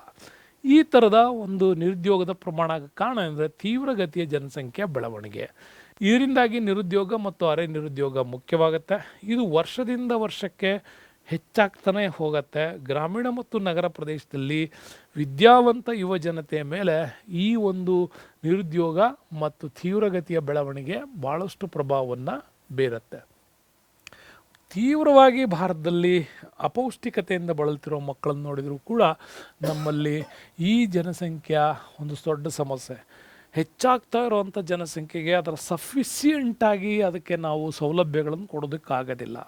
ಎಲ್ಲರಿಗೂ ಅದನ್ನು ಮುಟ್ಟಿಸ್ಬೇಕು ಅನ್ನುವಂಥದ್ದು ನಮ್ಮಲ್ಲಿ ಕಷ್ಟ ಆಗುತ್ತೆ. ಆಗ ಭಾರತ ಕೃಷಿ ಪ್ರಧಾನವಾದ ರಾಷ್ಟ್ರ ಆಗಿದ್ದರೂ ಕೂಡ ಆಹಾರ ಧಾನ್ಯಗಳ ಪೂರೈಕೆಯಲ್ಲಿ ಈಗ ಸ್ವಾವಲಂಬನೆ ಮಾಡಿದ್ದೀವಿ. ಆವಾಗ ತಿನ್ನೋ ಗೋಧಿಯನ್ನು ಕೂಡ ವಿದೇಶದಿಂದ ತರಿಸ್ಕೊತಿದ್ವಿ, ಆಹಾರ ಧಾನ್ಯಗಳನ್ನು ವಿದೇಶದಿಂದ ತರಿಸ್ಕೊತಿದ್ವಿ. ಆದರೆ ಭಾರತದಲ್ಲಿ ಯಾವಾಗ ಹಸಿರು ಕ್ರಾಂತಿ ಬಂತಲ್ವ, 4ನೇ ಪಂಚವಾರ್ಷಿಕ ಯೋಜನೆ, ಮೇಡಮ್ ಇಂದಿರಾ ಗಾಂಧಿಯವರು ದೇಶದ ಪ್ರಧಾನಿಯಾಗಿದ್ದರು. ಆ ಸಂದರ್ಭದಲ್ಲಿ ಭಾರತದಲ್ಲಿ 4ನೇ ಪಂಚವಾರ್ಷಿಕ ಯೋಜನೆ ರಿಲೀಸ್ ಆದಾಗ ಹಸಿರು ಕ್ರಾಂತಿ ಅಂತ ಮಾಡಿಬಿಟ್ಟು ಭಾರತದಲ್ಲಿ ಕೃಷಿ ಉತ್ಪನ್ನಗಳಲ್ಲಿ ಹೆಚ್ಚಿನ ಇಳುವರಿ ಪಡೆಯುವಂತಹ ಬೀಜಗಳು ಮತ್ತು ಜೊತೆಗೆ ರಾಸಾಯನಿಕ ಗೊಬ್ಬರ, ಕೀಟನಾಶಕಗಳನ್ನು ಬಳಸಿದ್ರಿಂದಾಗಿ ಪ್ರಕೃತಿ ವೈಕೋಪಗಳಿಂದ ನಮ್ಮಲ್ಲಿ ಬೆಳೆಗಳನ್ನು ರಕ್ಷಣೆ ಮಾಡ್ಕೊಳ್ಳೋದು, ಅದರಿಂದ ಹೆಚ್ಚಿನ ಇಳುವರಿ ಪಡೆಯೋದಕ್ಕೆ ಶುರು ಮಾಡಿದ್ವಿ.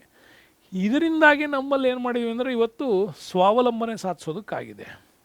ಹಾಗಾಗಿ ಆಹಾರ ಪದಾರ್ಥಗಳ ಮೇಲೆ ಅತಿ ಹೆಚ್ಚು ಒತ್ತಡ, ಹೆಚ್ಚೆಚ್ಚು ಜನಸಂಖ್ಯೆ ಬೆಳವಣಿಗೆ ಆದಾಗ ಆ ದೇಶಗಳು ವೈಜ್ಞಾನಿಕತೆಯನ್ನು ಆ್ಯಡ್ ಮಾಡಿಕೊಂಡು ಆಹಾರ ಧಾನ್ಯಗಳ ಉತ್ಪಾದನೆ ಹೆಚ್ಚು ಮಾಡದೇ ಇದ್ದರೆ ಆಟೋಮ್ಯಾಟಿಕಲಿ ಆ ಪದಾರ್ಥಗಳ ಮೇಲೆ ಒತ್ತಡ ಜಾಸ್ತಿ ಆಗುತ್ತೆ, ಬಡ ಜನರಿಗೆ ಕಳಪೆ ಆಹಾರ ಪೂರೈಕೆ ಆಗುತ್ತೆ. ಹಾಗಾಗಿ ದೇಶದಲ್ಲಿ ಏನಾಗುತ್ತೆ, ಅಪೌಷ್ಟಿಕತೆ ಕಾಡುತ್ತೆ. ಅಪೌಷ್ಟಿಕತೆ ಕಾಡದಂಥ ಸಂದರ್ಭದಲ್ಲಿ ಈ ರೀತಿ ಹೊಟ್ಟೆ ಡುಮ್ಮಣ್ಣ, ಕೈಕಾಲು ಸಣ್ಣಣ್ಣ ಈ ಥರ ಮತ್ತು ಮಾತೃತ್ವದಲ್ಲಿ ಅವ್ರಿಗೂ ಕೂಡ ಪ್ರಾಬ್ಲಮ್ಸ್ಗಳು ಕ್ರಿಯೇಟ್ ಆಗ್ತವೆ. ಈ ಎಲ್ಲ ಪ್ರಾಬ್ಲಮ್ಗಳು ಕ್ರಿಯೇಟ್ ಆಗೋದು ಜನಸಂಖ್ಯೆ ಹೆಚ್ಚಳ ಆದಾಗ. ಇನ್ನು ಸಾಮಾಜಿಕ ಹಾಗೂ ನಾಗರಿಕ ಮೂಲ ಸೌಲಭ್ಯಗಳ ಹೊರೆ ಆಗುತ್ತೆ. ಹೆಚ್ಚೆಚ್ಚು ಜನಸಂಖ್ಯೆ ಆಯಿತು ಅಂತಂದರೆ ಎಲ್ಲರಿಗೂ ವಿದ್ಯಾಭ್ಯಾಸ, ಆರೋಗ್ಯ, ವೈದ್ಯಕೀಯ, ವಸತಿ, ಕುಡಿಯುವ ನೀರಿನ ವ್ಯವಸ್ಥೆ, ನೈರ್ಮಲ್ಯ ಇವೆಲ್ಲ ಕೊಡಲಿಕ್ಕೆ ಆಗೋದೇ ಇಲ್ಲ. ಹಾಗೆ ಕೊಡಲಿಕ್ಕೆ ಆಗಲ್ಲ ಅಂತ ಆದಾಗ, ಈ ಸೌಲಭ್ಯಗಳನ್ನು ಕೊಡೋಕ್ಕಾಗದೇ ಇದ್ದಾಗ ಸರ್ಕಾರ ವೈವಿಧ್ಯಮಯವಾಗಿರ್ತಕ್ಕಂಥ ಯೋಜನೆಗಳ ಮೂಲಕ ಅವುಗಳನ್ನು ಪೂರೈಸಬೇಕಾಗತ್ತೆ. ಆದರೂ ಕೂಡ ಜನಸಂಖ್ಯೆ ಹೆಚ್ಚಳ ಆಗ್ತಾ ಹೋದರೆ ಆಗ ಸರ್ಕಾರಕ್ಕೂ ಕೂಡ ಇವುಗಳನ್ನು ಪೂರೈಕೆ ಮಾಡಲಿಕ್ಕೆ ಸಾಧ್ಯ ಆಗಲ್ಲ. ಸಾಧ್ಯ ಆಗದೇ ಇದ್ದಾಗ ಸಾಮಾಜಿಕ ಅಸಮಾನತೆ ನಮಗೆ ಎದ್ದು ಕಾಣ್ತದೆ. ನೆಕ್ಸ್ಟ್ ನೋಡೋದಾದರೆ ಕಡಿಮೆ ತಲಾ ಆದಾಯ ಅಂತ ಕರಿತೀವಿ. ಯಾವಾಗ ಹೆಚ್ಚುತ್ತಿರುವ ಜನಸಂಖ್ಯೆ ಹೆಚ್ಚೆಚ್ಚಾಗ್ತಾ ಹೋಯ್ತು ಅಂತಂದರೆ ಆ ದೇಶದಲ್ಲಿ ರಾಷ್ಟ್ರೀಯ ಆದಾಯ ಏನು ಪಡೀತದಲ್ಲ, ಸೊ ಆ ಒಂದು ರಾಷ್ಟ್ರೀಯ ಆದಾಯದಲ್ಲಿಯೂ ಕೂಡ ಪರಿಣಾಮ ಆಗುತ್ತೆ. ಪ್ರತಿ ವರ್ಷ ಸುಮಾರು 3.6% ನಮ್ಮಲ್ಲಿ ಹೆಚ್ಚಳ ಆಗ್ತಾ ಇದೆ. ಓಕೆ, ಆದರೆ ತಲಾ ಆದಾಯ ಕೇವಲ 1.5 ಇದೆ. ನ್ಯಾಷನಲ್ ಇನ್ಕಮ್ 3.6 ಇದೆ, ಆದರೆ 1.5 ಹೆಚ್ಚಿಗೆ ಆಗ್ತಾ ಇದೆ. ಟೋಟಲ್ ಪಾಪ್ಯುಲೇಷನ್ಸ್ ನೋಡಿದ್ರೆ ನೀವು 17.5 ಹೆಚ್ಚಿಗೆ ಆಗ್ತಾ ಇದೆ. ನೋಡಿ, ಜನಸಂಖ್ಯೆ 17.5 ಹೆಚ್ಚಿಗೆ ಆಗಿ ದೇಶದ ಆದಾಯ 3.6 ಪ್ಲಸ್ ತಲಾ ಆದಾಯ 1.5 ಇತ್ತು ಅಂದರೆ ಇಷ್ಟು ಅಜಗಜಾಂತರ ವ್ಯತ್ಯಾಸ ಆಗೋದಕ್ಕೆ ಕಾರಣ ಹೆಚ್ಚುತ್ತಿರುವ ಜನಸಂಖ್ಯೆಯ ಪ್ರಮಾಣ. ದೇಶದ ವಾರ್ಷಿಕ ತಲಾ ಆದಾಯ 1.5 ಆಗಿಂದ ಹೆಚ್ಚಾಗ್ತದೆ. ಕಡಿಮೆ ತಲಾ ಆದಾಯವು ಜನರ ಆರ್ಥಿಕ ಪರಿಸ್ಥಿತಿನ ಪೂರೈಕೆ ಮಾಡ್ಕೊಳ್ಳೋದಕ್ಕಾಗಲ್ಲ, ಅವ್ರನ್ನ ಸಫಿಷಿಯೆಂಟ್ ಮಾಡ್ಕೊಳ್ಳೋಕ್ಕೂ ಕೂಡ ಆಗಲ್ಲ. ನೆಕ್ಸ್ಟು ಅನುತ್ಪಾದಕ ಜನಸಂಖ್ಯೆಯ ಹೆಚ್ಚಳ. ನಮ್ಮ ದೇಶದಲ್ಲಿ ಇಡೀ ವರ್ಷ ಜನಸಂಖ್ಯೆ ಹೆಚ್ಚಾಗ್ತಾ ಇರ್ತದೆ, ಆದರೆ ಹೆಚ್ಚಾಗ್ತಾರೋ ಎಲ್ಲ ಜನಸಂಖ್ಯೆ ಆ ದೇಶದ ಅಭಿವೃದ್ಧಿ ಪೂರಕ ಆಗಿರಲ್ಲ. ಅದು ಕೂಡ ನೆನ್ಪಿಟ್ಕೊಳ್ಳಿ. ಯಾಕೆ ಅಂತಂದರೆ ಸಾಮಾನ್ಯವಾಗಿ 16ರಿಂದ 60 ವಯಸ್ಸಿನ ಜನರನ್ನ ನಮ್ಮಲ್ಲಿ ಉತ್ಪಾದಕ ಜನಸಂಖ್ಯೆ ಅಂತ ಕರಿತೀವಿ. ಇವರು ದೇಶಕ್ಕಾಗಿ ಏನಾದರೂ ಕೆಲಸಗಳನ್ನು ಮಾಡಬಲ್ಲರು. ಆದರೆ 0 to 15 ಮಕ್ಕಳಿದಾವಲ್ಲ, 0ಯಿಂದ 15 ಆ ಕಡಿಮೆ ವಯಸ್ಸಿನವರು ಬಾಲ್ಯಾವಸ್ಥೆ ಇರ್ತದೆ. 60+ ಇರ್ತಾರಲ್ಲ, 60ಕ್ಕಿಂತ ಮೇಲ್ಪಟ್ಟವರು, ಅವರು ವೃದ್ಧರು. ಈ ಎರಡು ಜನಸಂಖ್ಯೆ ಏನಿದೆಯಲ್ಲ, 0 to 15 ಆಮೇಲೆ 60+ ಜನಸಂಖ್ಯೆ ಇದೆಯಲ್ಲ, ಈ ಎರಡು ರೀತಿಯ ಜನಸಂಖ್ಯೆಗಳು ದೇಶಕ್ಕೆ ಅನುತ್ಪಾದಕ ವರ್ಗ ಅಂತ ಕರಿತೀವಿ ನಾವು. ಬಟ್ ಇವರಿಬ್ಬರಿಗೂ ಸಫಿಷಿಯೆಂಟ್ ಮಾಡೋರು ಯಾರು? 16 to 59ವರೆಗೆ ಬರ್ತಾರಲ್ಲ ಇವರು. ಹಾಗಾಗಿ ಭಾರತದಲ್ಲಿ ಇರ್ತಕ್ಕಂಥ ಜನಸಂಖ್ಯೆ ಇದೇನೆ. ಹಾಗಾಗಿ ಭಾರತವನ್ನು ಯಂಗ್ ಜನರೇಷನ್ಸ್ ಅಂತ ಕೂಡ ಕರಿತೀವಿ. ಅದು ಹೆಚ್ಚಿಗೆ ಇದೆ ನಮ್ಮಲ್ಲಿ.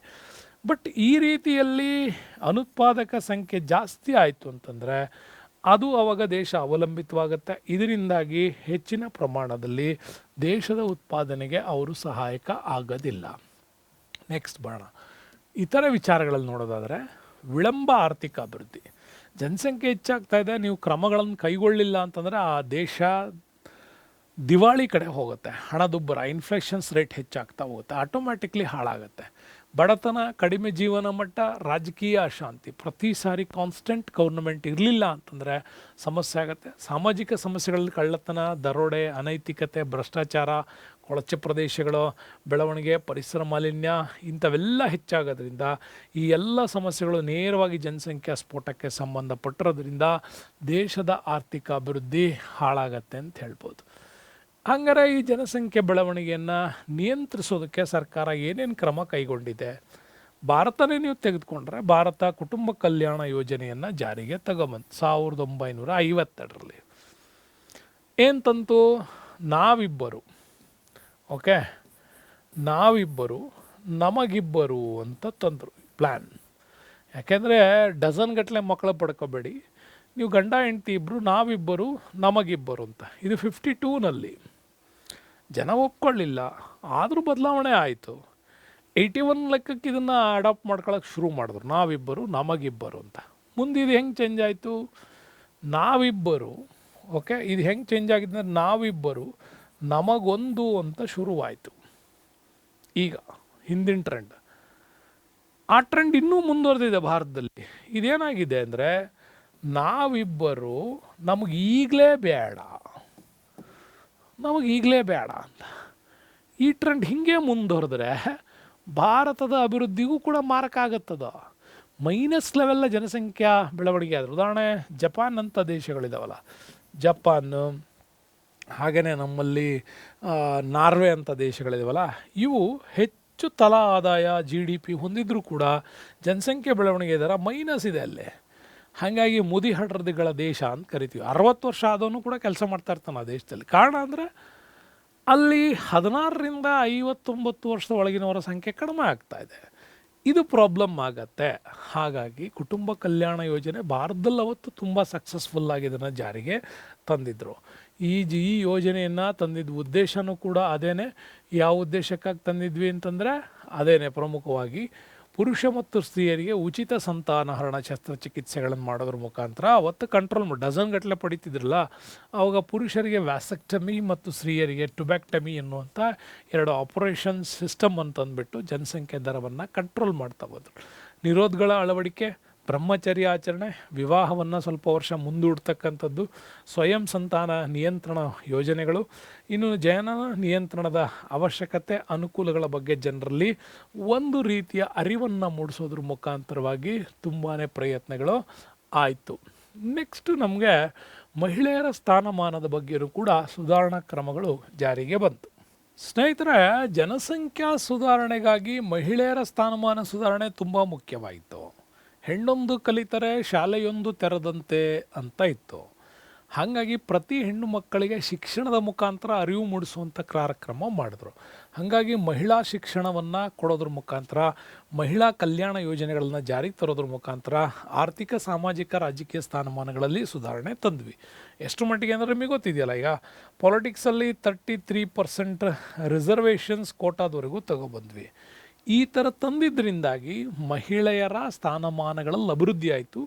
ಇದರಿಂದ ನಮ್ಮಲ್ಲಿ ಜನಸಂಖ್ಯಾ ಬೆಳವಣಿಗೆಯ ಮೇಲೂ ಕೂಡ ಪರಿಣಾಮಗಳು ಬೀರೋದಕ್ಕೆ ಕಾರಣ ಆಯಿತು. ನೆಕ್ಸ್ಟ್ ನಾವು ನೋಡ್ತೀವಿ, ಉದಾಹರಣೆ ನೋಡಿದರೆ ಹೆಣ್ಣು ಮಕ್ಕಳಿಗೆ ಉಚಿತ ಶಿಕ್ಷಣ ಕೊಡುವಂಥ ಕಾರ್ಯಕ್ರಮ ಬಂತು. ಸ್ಥಳೀಯ ರಾಜಕೀಯ ಕ್ಷೇತ್ರಗಳಲ್ಲಿ ಸರ್ಕಾರಿ ಉದ್ಯೋಗಗಳಲ್ಲಿ ಮೀಸಲಾತಿ ನಿಮ್ಗೆ ಹೇಳಿದೆ. ಜೊತೆಗೆ ಭಾಗ್ಯಲಕ್ಷ್ಮಿ ಯೋಜನೆ, ಈಗ ಕರ್ನಾಟಕ ಸರ್ಕಾರದ ಗೃಹಲಕ್ಷ್ಮಿ ಯೋಜನೆ, ದೇಶದಲ್ಲಿ ಮಹಿಳಾ ಮತ್ತು ಮಕ್ಕಳ ಕಲ್ಯಾಣಾಭಿವೃದ್ಧಿಗೆ ಪ್ರತ್ಯೇಕ ಇಲಾಖೆಗಳು, ಇವೆಲ್ಲನ್ನ ತರೋದ್ರ ಮುಖಾಂತರ ಭಾಳಷ್ಟು ಸುಧಾರಣೆಗಳನ್ನು ಮಾಡ್ತಾ ಬಂದ್ವಿ. ನೆಕ್ಸ್ಟು ಶಿಶು ಮರಣದ ನಿಯಂತ್ರಣ ಮಾಡೋದಕ್ಕೆ ಶುರು ಮಾಡಿದ್ವಿ. ಜನಸಂಖ್ಯೆಯಲ್ಲಿ ಅಧಿಕ ಪ್ರಮಾಣದಲ್ಲಿ ಶಿಶು ಮರಣವೂ ಕೂಡ ಒಂದಾಗಿತ್ತು. ಯಾಕಂದರೆ ಅಪೌಷ್ಟಿಕತೆಯಿಂದ ನರಳುತ್ತಾನೆ ಇರೋದರಿಂದಾಗಿ ಶಿಶು ಮರಣ ದರ ಹೆಚ್ಚಾಗಿತ್ತು. ಹಾಗಾಗಿ ಜನನ ಪ್ರಮಾಣ ಅಧಿಕವಾಗಲು ಕಾರಣವಾಗಿರುವ ಪ್ರಮುಖ ಅಂಶಗಳಲ್ಲಿ ಇದು ಕೂಡ ಒಂದಿತ್ತು. ಹಾಗಾಗಿ ಕರ್ನಾಟಕ ಸರ್ಕಾರ ಶಿಶು ಮರಣ ಪ್ರಮಾಣವನ್ನು ತಡೆಗಟ್ಟಲಿಕ್ಕಾಗಿಯೇ ಹಲವು ಕಾರ್ಯಕ್ರಮ ತಂತು. ಜನನಿ ಸುರಕ್ಷಾ ಯೋಜನೆ, ಮಡಿಲು ಯೋಜನೆ, ಪ್ರಸೂತಿ ಆರೈಕೆ ಯೋಜನೆ, ಇಂಥವನ್ನೆಲ್ಲ ತರೋದ್ರ ಮುಖಾಂತರವಾಗಿಯೂ ಕೂಡ ಶಿಶು ಮರಣವನ್ನು ನಿಯಂತ್ರಣಕ್ಕೆ ತಂದರು. ನೆಕ್ಸ್ಟು ಕ್ಷೇತ್ರ ಯೋಜನೆಗಳು 1973ರಿಂದ ನಮ್ಮಲ್ಲಿ ಈ ಯೋಜನೆಯನ್ನು ಜಾರಿಗೆ ತಂದಿದ್ದಾರೆ. ಉತ್ತರ ಪ್ರದೇಶ ಕರ್ನಾಟಕ ರಾಜ್ಯಗಳಲ್ಲಿ ಈ ಜಾರಿಗೆ ತರಲಾಯಿತು ಮೊದಲಿಗೆ. ಈ ಯೋಜನೆ ಅಡಿಯಲ್ಲಿ ಆರೋಗ್ಯ ಕಾರ್ಯಕರ್ತರು ಮನೆ ಮನೆಗಳಿಗೆ ಭೇಟಿ ನೀಡಿ ಸಣ್ಣ ಕುಟುಂಬಗಳ ಅನುಕೂಲತೆಗಳ ಬಗ್ಗೆ ತಿಳಿಸ್ತಾರೆ. ಕುಟುಂಬ ಕಲ್ಯಾಣ ಯೋಜನೆಯನ್ನು ನೀವು ಯಾಕೆ ಅಡಾಪ್ಟ್ ಮಾಡ್ಕೋಬೇಕು ಅನ್ನೋದನ್ನು ಕೂಡ ಹೇಳ್ತಾರೆ. ಹೀಗೆ ಹೇಳೋದ್ರಿಂದಾಗಿ ಜನಸಂಖ್ಯಾ ಒಂದು ನಿಯಂತ್ರಣ ಕಾರ್ಯಕ್ರಮವನ್ನು ತರಲಾಯಿತು. ನೆಕ್ಸ್ಟು ಪ್ರಚಾರ. ಜನಸಂಖ್ಯಾ ದರವನ್ನು ಕಡಿಮೆ ಮಾಡ್ಕೊಳ್ಳಿಕ್ಕಾಗಿ ಹೆಚ್ಚೆಚ್ಚು ಪ್ರೋತ್ಸಾಹ ನೀಡೋದಕ್ಕೆ ಶುರು ಮಾಡಿದ್ರು. ಸಾಮಾನ್ಯರಿಗೆ ಇದರ ಬಗ್ಗೆ ತಿಳುವಳಿಕೆ ಕೊಟ್ಟರು. ಕುಟುಂಬ ಕಲ್ಯಾಣವನ್ನು ಅಕ್ಸೆಪ್ಟ್ ಮಾಡ್ಕೊಳ್ಳೋದಕ್ಕೆ ಹೇಳಿದ್ರು. ಹೀಗಾಗಿ ಹಲವು ಯಶಸ್ವಿ ವಿಧಾನಗಳು ಬಂತು. ಅವಾಗ ಒಂದು ಸ್ಟೇಟ್ಮೆಂಟ್ಗಳಿವು, ಚಿಕ್ಕ ಕುಟುಂಬ ಚೊಕ್ಕ ಕುಟುಂಬ ಅನ್ನುವಂಥ ಪ್ಲ್ಯಾನ್ಗಳು ಮಾಡಿದ್ರು. ಆಕಾಶವಾಣಿ, ದೂರದರ್ಶನ, ವೃತ್ತಪತ್ರಿಕೆ ಎಲ್ಲ ಒಂದು ಸಮೂಹ ಮಾಧ್ಯಮಗಳ ಮುಖಾಂತರ ಇದ್ರ ಬಗ್ಗೆ ಅರಿವನ್ನು ಮೂಡಿಸಿದರು. ನೆಕ್ಸ್ಟು ಜನಸಾಂದ್ರತೆಗೆ ಬರ್ತೀವಿ. ಈಗ ಜನಸಾಂದ್ರತೆ ಏನು? ಜನಸಾಂದ್ರತೆ ಅಂದರೆ ಒಂದು ಚದರ ಕಿಲೋಮೀಟರ್ ಪ್ರದೇಶದಲ್ಲಿ, ನೆನ್ಪಿಟ್ಕೊಳ್ಳಿ, ಒಂದು ಚದರ ಕಿಲೋಮೀಟರ್ ಪ್ರದೇಶದಲ್ಲಿ ವಾಸಿಸುವಂತಹ ಜನರ ಸಂಖ್ಯೆಯನ್ನೇ ನಾವೇನಂತ ಕರಿತೀವಿ? ಜನಸಾಂದ್ರತೆ ಅಂತ ಕರಿತೀವಿ. ಒಂದು ಚದರ ಕಿಲೋಮೀಟರ್ ಅಂದರೆ ಇಲ್ಲೊಂದು ಕಿಲೋಮೀಟ್ರ್, ಇಲ್ಲೊಂದು ಕಿಲೋಮೀಟ್ರ್, ಇಲ್ಲೊಂದು ಕಿಲೋಮೀಟ್ರ್, ಇಲ್ಲೊಂದು ಕಿಲೋಮೀಟ್ರ್, ಟೋಟಲ್ ಒಂದು ಚೌಕ 4 ಕಿಲೋಮೀಟ್ರ್ ವ್ಯಾಪ್ತಿ ಇದು. ಇಷ್ಟರ ಒಳಗಡೆ ವಾಸಿಸುವಂತಹ ಜನರ ಸಂಖ್ಯೆ, ಅದನ್ನು ಜನಸಾಂದ್ರತೆ ಅಂತ ಕರಿತೀವಿ. ಅಂದರೆ ಒಂದು ಪ್ರದೇಶದಲ್ಲಿ ವಾಸಿಸುವ ಒಟ್ಟು ಜನಸಂಖ್ಯೆಯನ್ನು ಆ ಪ್ರದೇಶದ ಒಟ್ಟು ಭೌಗೋಳಿಕ ವಿಸ್ತೀರ್ಣದಿಂದ ಭಾಗಿಸಿದ್ರೆ ನಮ್ಗೆ ಆ ದೇಶದ ಜನಸಂಖ್ಯೆ ಜನಸಾಂದ್ರತೆ ಸಿಗತ್ತೆ. ನೋಡಿ, 2011ರಲ್ಲಿ ಜನಗಣತಿ ಪ್ರಕಾರ ಭಾರತದಲ್ಲಿ ಸರಾಸರಿ ಪ್ರತಿ ಚದರ ಕಿಲೋಮೀಟ್ರಿಗೆ 382 ಜನರು ಇದ್ದಾರೆ. ಇದು ಜನಸಾಂದ್ರತೆ ಕೊಡುತ್ತೆ. ಬುಕ್ಕಲ್ಲಿ ಕೊಟ್ಟಿರೋ ಡಾಟಾ ಅದನ್ನೇ ಹೇಳ್ತಾ ಇದ್ದೀನಿ. ಜನಸಾಂದ್ರತೆ ಏನಾಗಿದೆ? ಇದು ಒಂದು ರೀತಿಯಲ್ಲಿ ಹೆಚ್ಚಾಗ್ತಾನೆ ಇದೆ. ನೋಡಿ, 382 ತನಕನೂ ಬಂದಿದ್ದೀವಿ.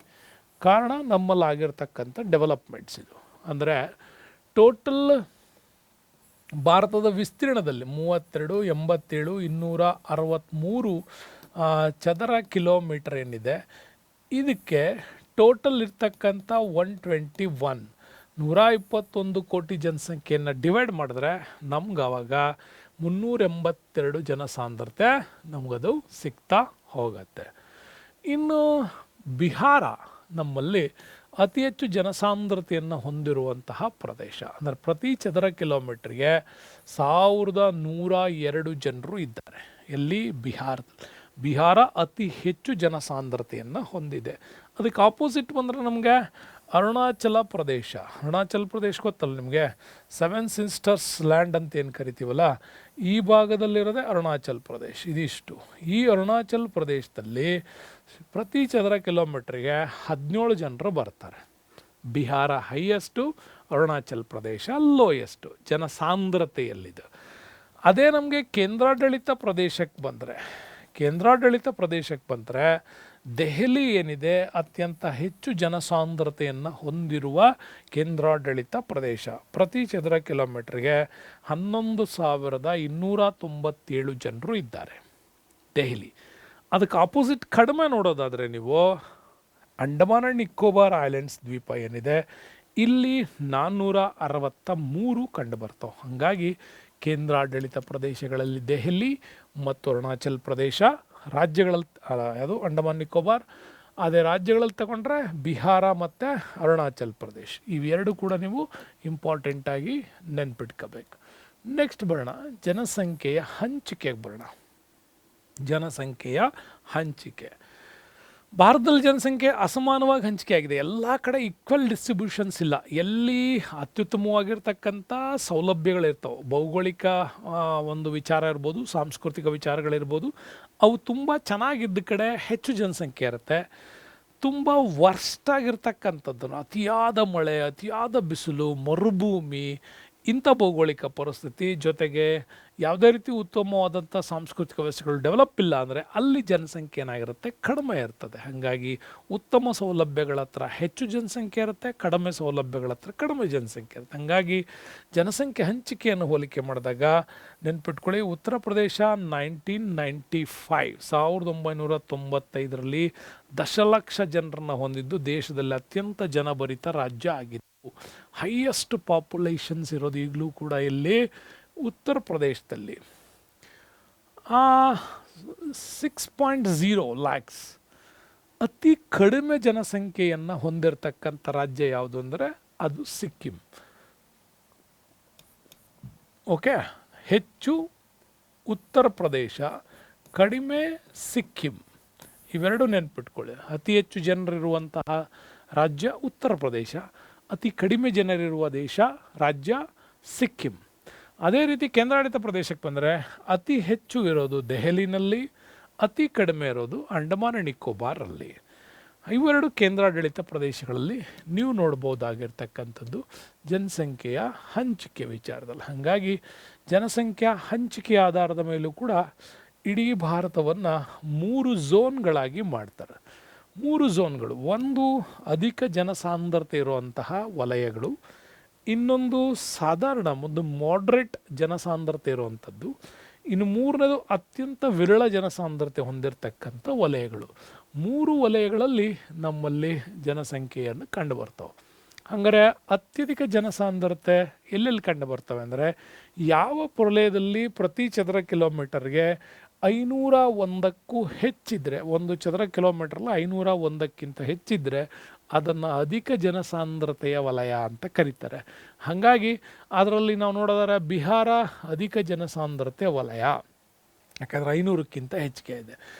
ಬಿಹಾರ, ಪಶ್ಚಿಮ ಬಂಗಾಳ, ಕೇರಳ, ಉತ್ತರ ಪ್ರದೇಶ, ಹರಿಯಾಣ, ತಮಿಳುನಾಡು, ಪಂಜಾಬ್, ದೆಹಲಿ, ಚಂಡೀಗಢ, ಹಾಗೆಯೇ ಪುದುಚೇರಿ, ಡಿಯು ಡಾಮನ್, ಲಕ್ಷದ್ವೀಪ, ದಾದ್ರಾ ಮತ್ತು ನಗರ್ ಹವೇಲಿ ಇವೆಲ್ಲ ಅತ್ಯಧಿಕ ಜನಸಾಂದ್ರತೆಯನ್ನು ಹೊಂದಿರತಕ್ಕಂಥ ರಾಜ್ಯಗಳು ಮತ್ತು ಕೇಂದ್ರಾಡಳಿತ ಪ್ರದೇಶಗಳ ಬಗ್ಗೆ ನಾವು ಮಾತಾಡ್ತೀವಿ. ಇನ್ನು ನಮ್ಮಲ್ಲಿ ಇಂಪಾರ್ಟೆಂಟು ಸಾಧಾರಣ ಜನಸಾಂದ್ರತೆ ವಲಯಗಳು. ಸಾಧಾರಣ ಅಂತಂದರೆ 500ಕ್ಕಿಂತ ಕಡಿಮೆ, 251ಕ್ಕಿಂತ ಹೆಚ್ಚಿಗೆ, 251 ಪ್ಲಸ್ 500 ಲೆಸ್ ಅಷ್ಟಿರುವಂಥ ರಾಜ್ಯಗಳನ್ನು ಸಾಧಾರಣ ಜನಸಾಂದ್ರತೆ ಹೊಂದಿರತಕ್ಕಂಥ ರಾಜ್ಯಗಳು ಅಂತ ಕರಿತೀವಿ. ಅದರಲ್ಲಿ ಜಾರ್ಖಂಡ್ ಬರುತ್ತೆ, ಗೋವಾ, ಮಹಾರಾಷ್ಟ್ರ, ತ್ರಿಪುರ, ನಮ್ಮ ಕರ್ನಾಟಕ ಕೂಡ ನೆನ್ಪಿಟ್ಕೊಳ್ಳಿ. 319 ಇದೆ ನಮ್ಮಲ್ಲಿ density of populations. Karnataka, Andhra, Gujarat, Odisha ಇವೆಲ್ಲ ನಮ್ಮಲ್ಲಿ ಸಾಧಾರಣ ಜನಸಾಂದ್ರತೆಯ ವಲಯ ಅಂತ ಕೂಡ ಇದನ್ನು ಕರಿತೀವಿ. ಇನ್ನು ಲಾಸ್ಟ್ ಒನ್ ನಾವು ನೋಡೋದಾದರೆ ಅತ್ಯಂತ ವಿರಳ ಜನಸಾಂದ್ರತೆ. ಕ್ಲೈಮೇಟ್ ಚೆನ್ನಾಗಿಲ್ಲ, ವಾತಾವರಣವೂ ಸರಿಯಿಲ್ಲ ಅಂದರೆ ಪ್ರತಿ ಚದರ ಕಿಲೋಮೀಟ್ರಿಗೆ 250ಗಿಂತ ಮೈನಸ್ ಇದ್ದಾರೆ. ಅಂದರೆ 0 to 250, 250, 250 to 500 3 ಝೋನ್ ಇವು. ಓಕೆ, ಈಗ 0 to 250ಗೆ ಬಂದರೆ ಕಡಿಮೆ ಒಂದು ಜನರನ್ನು ಹೊಂದಿರತಕ್ಕಂತಹ ಪ್ರದೇಶಗಳನ್ನು ನೋಡೋದಾದರೆ ಅದರಲ್ಲಿ ಮಧ್ಯಪ್ರದೇಶ ನೋಡಿ 236 ಕಡಿಮೆ ಜನಸಾಂದ್ರತೆ ವಲಯ ಆಯಿತು. ರಾಜಸ್ಥಾನ್, ಉತ್ತರಾಖಂಡ್, ಛತ್ತೀಸ್ಗಢ, ನಾಗಾಲ್ಯಾಂಡ್, ಹಿಮಾಚಲ್ ಪ್ರದೇಶ್, ಮೇಘಾಲಯ, ಸಿಕ್ಕಿಂ, ಜಮ್ಮು ಕಾಶ್ಮೀರ, ಮಿಜೋರಾಂ, ಅರುಣಾಚಲ್ ಪ್ರದೇಶ್ ಕೇಂದ್ರಾಡಳಿತ ಪ್ರದೇಶಗಳಲ್ಲಿ ಇಂಪಾರ್ಟೆಂಟಾಗಿ ಅಂಡಮಾನ್ ಅಂಡ್ ನಿಕೋಬಾರ್. ಸೊ 46 ಇವು ವಿರಳ ಜನಸಾಂದ್ರತೆಯ ವಲಯ ಅಂತ ಕೂಡ ಇದನ್ನು ಕರಿತೀವಿ. ನೆಕ್ಸ್ಟ್ ಮಾಡೋಣ ಜನಸಂಖ್ಯೆಯ ಹಂಚಿಕೆಯ ಮೇಲೆ ಪ್ರಭಾವ ಬೀರ್ತಕ್ಕಂಥ ಅಂಶಗಳು. ಇದು ವೆರಿ ಇಂಪಾರ್ಟೆಂಟ್. ಈಗ ಆಲ್ರೆಡಿ ಹೇಳ್ಬಿಟ್ಟಿದ್ದೀನಿ, ಯಾವ ಪ್ರದೇಶದಲ್ಲಿ ಭೌಗೋಳಿಕ ಲಕ್ಷಣ ಅತ್ಯಂತ ಉತ್ತಮವಾಗಿರುತ್ತದೆಯೋ ಅಲ್ಲಿ ಜನಸಂಖ್ಯೆಯ ಹಂಚಿಕೆ ಜಾಸ್ತಿ ಆಗುತ್ತೆ. ಇದು ನೆನ್ಪಿಟ್ಕೊಳ್ಳಿ. ಎಲ್ಲಿ ಸಾಂಸ್ಕೃತಿಕ ಅಂಶಗಳು ಡೆವಲಪ್ ಆಗ್ತವೆ ಅಂದರೆ, ಎಲ್ಲಿ ಭೌಗೋಳಿಕ ಅಂಶಗಳು ಚೆನ್ನಾಗಿರುತ್ತೋ ಅಲ್ಲಿ ಸಾಂಸ್ಕೃತಿಕ ಅಂಶಗಳು ಡೆವಲಪ್ ಆಗ್ತವೆ.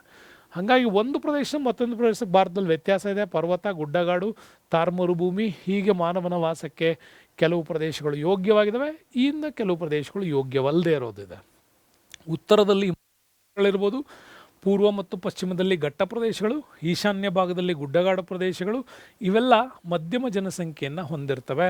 ಇನ್ನು ಉತ್ತರದ ಬಯಲು ಪ್ರದೇಶಗಳು, ನದಿ ಮುಖಜ ಭೂಮಿಗಳೇನಿದ್ದಾವೆ ಅವು ಹೆಚ್ಚಿನ ಜನಸಂಖ್ಯೆಯನ್ನು ಹೊಂದಿರ್ತವೆ.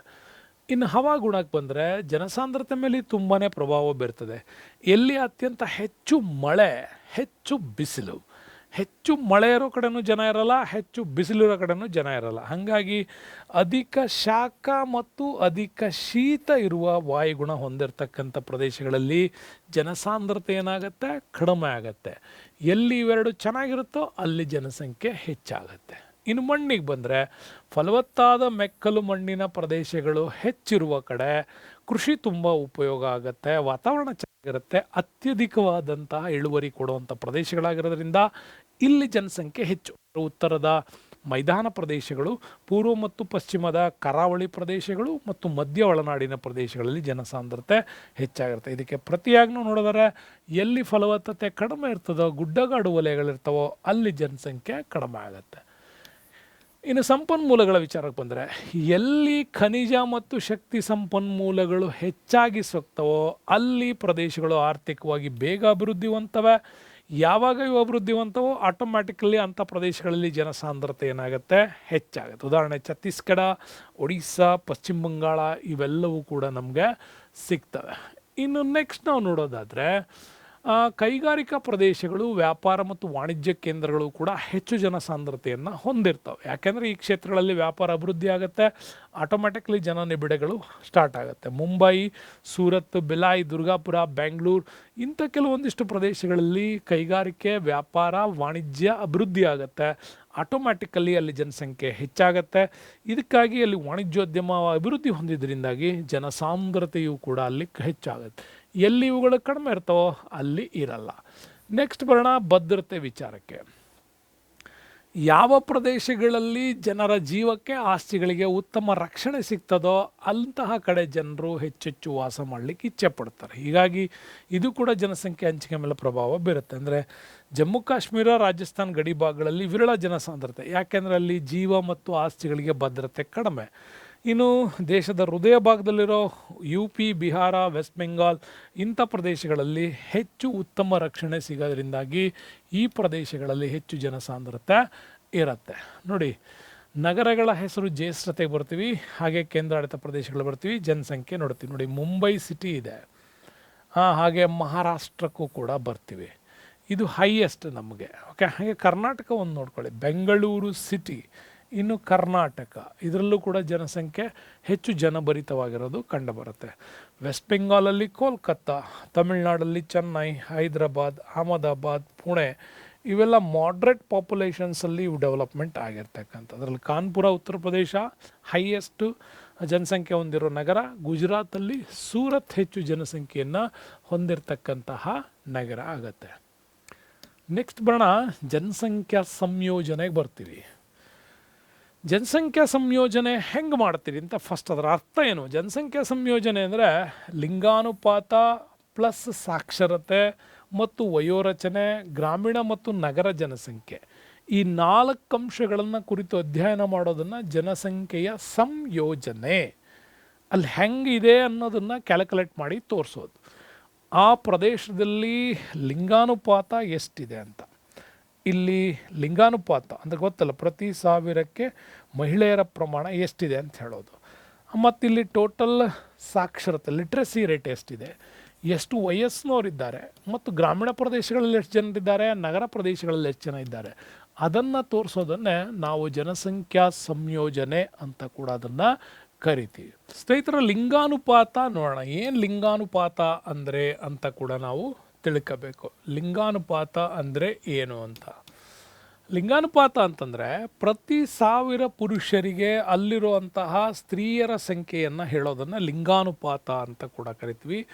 2011ರ ಜನಗಣತಿ ಪ್ರಕಾರ ನೋಡೋದಾದರೆ ಪ್ರತಿ 1000 ಪುರುಷರಿಗೆ 940 ಮಹಿಳೆಯರಿದ್ದಾರೆ. ಅಂದರೆ ಹೆಚ್ಚು ಕಡಿಮೆ 60 ಸ್ತ್ರೀಯರ ಸಂಖ್ಯೆ ಕಡಿಮೆ ಇದೆ. ಇದು ಎಲ್ಲಿಗೆ?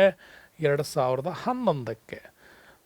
ಇಲ್ಲಿ ಪುರುಷರಿಗಿಂತ ಸ್ತ್ರೀಯರ ಸಂಖ್ಯೆ ಅತ್ಯಧಿಕವಾಗಿರೋದನ್ನು 2011ರ ಡಾಟಾ ನಮಗೆ ತಿಳಿಸುತ್ತೆ. ಹಾಗಾದರೆ ಇದು ಯಾವ್ಯಾವ ದೇಶಗಳಲ್ಲಿ, ರಾಜ್ಯಗಳಲ್ಲಿ ಹಿಂಗೆ ಇರುತ್ತಾ ಅಂದರೆ ಹಿಂಗೆ ಇರಲ್ಲ.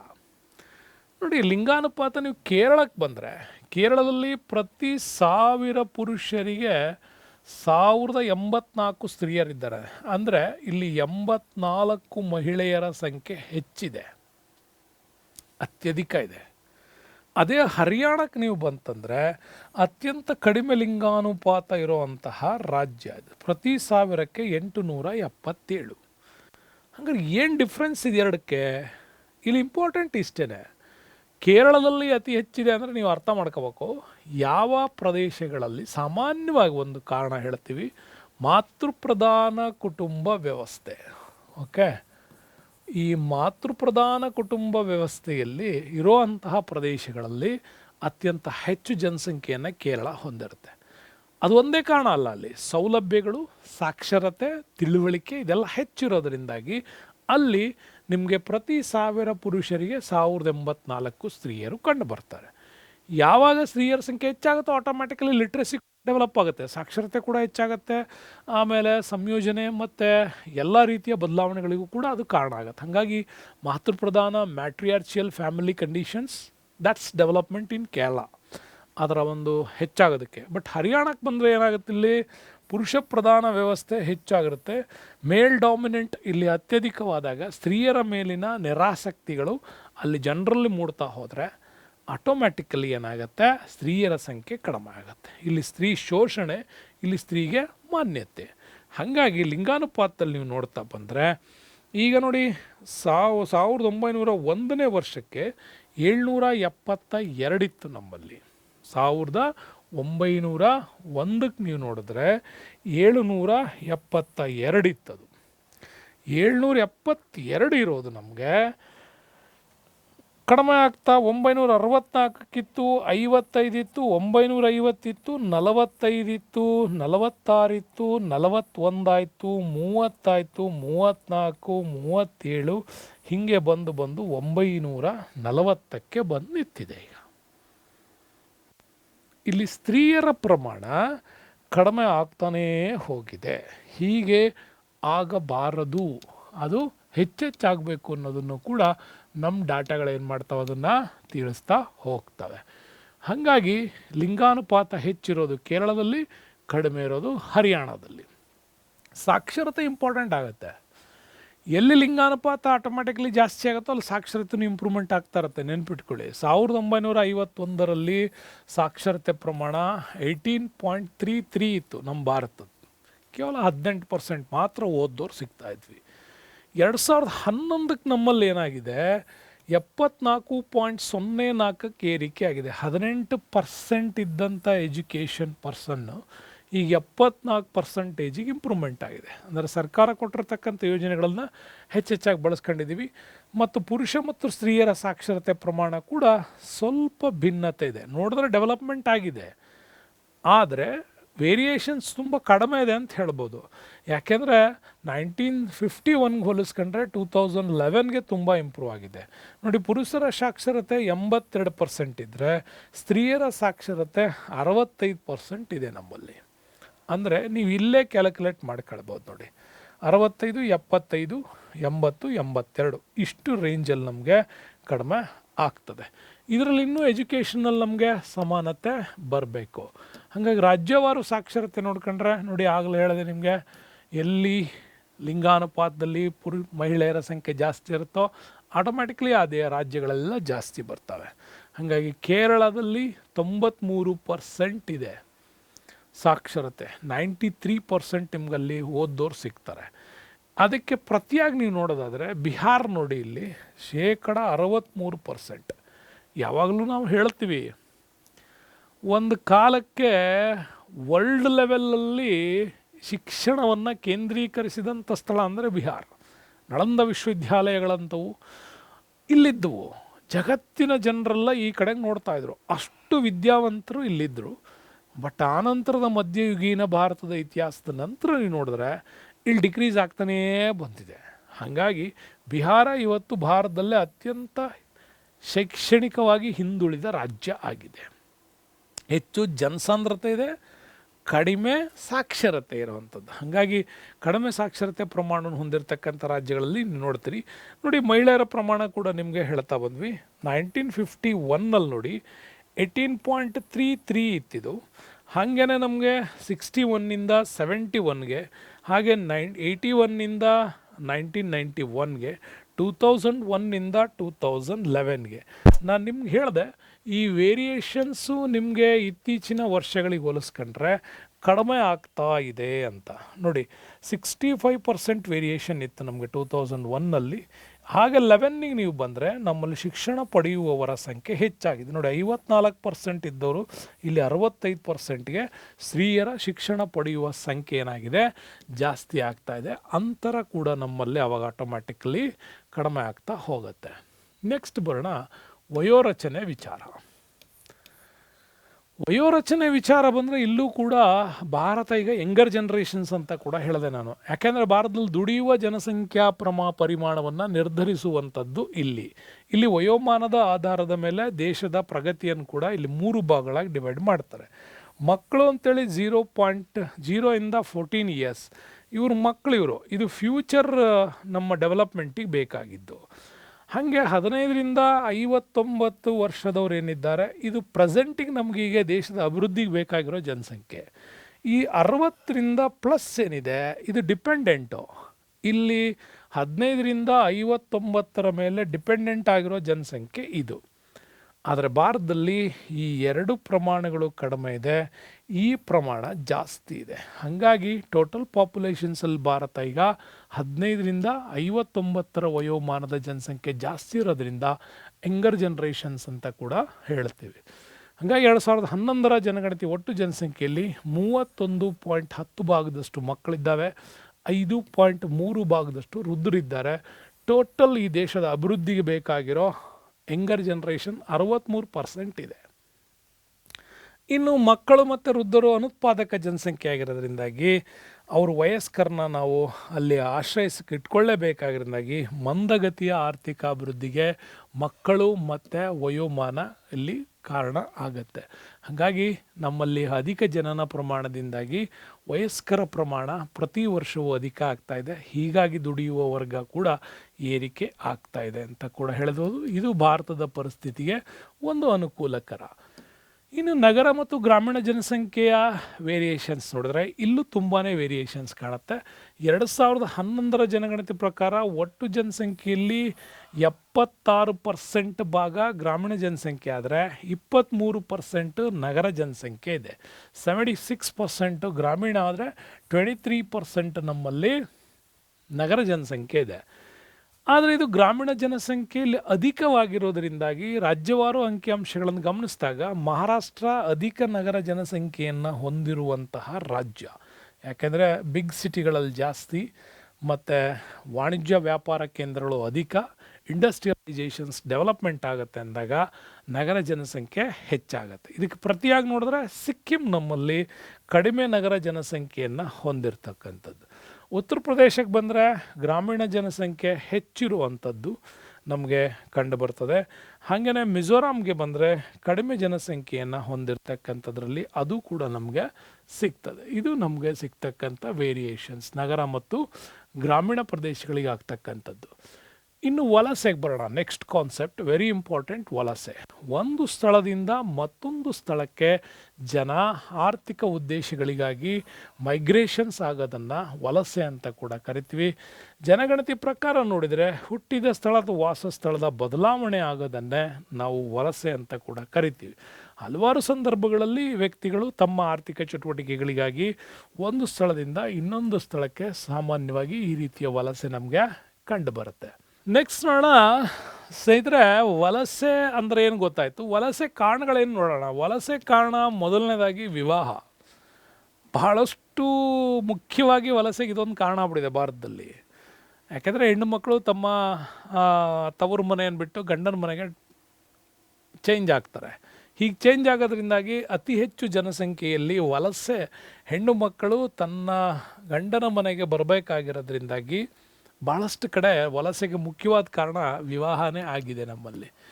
ಇದು ಇನ್ನು ನೆಕ್ಸ್ಟ್ ಅಂಶ, ಉದ್ಯೋಗಕ್ಕಾಗಿ ಪುರುಷರು ಭಾಳಷ್ಟು ಗ್ರಾಮೀಣ ಪ್ರದೇಶಗಳಿಂದ ನಗರ ಪ್ರದೇಶಗಳಿಗೆ ಜನಸಂಖ್ಯೆ ಈ ಒಂದು ವ್ಯಾಪಾರ, ಉದ್ಯೋಗ, ವಾಣಿಜ್ಯದ ಕೇಂದ್ರಗಳಿಗೆ ವಲಸೆ ಆಗ್ತಾರೆ. ಕಾರಣ ಎಂಪ್ಲಾಯ್ಮೆಂಟ್ ಸಿಗಬೇಕು.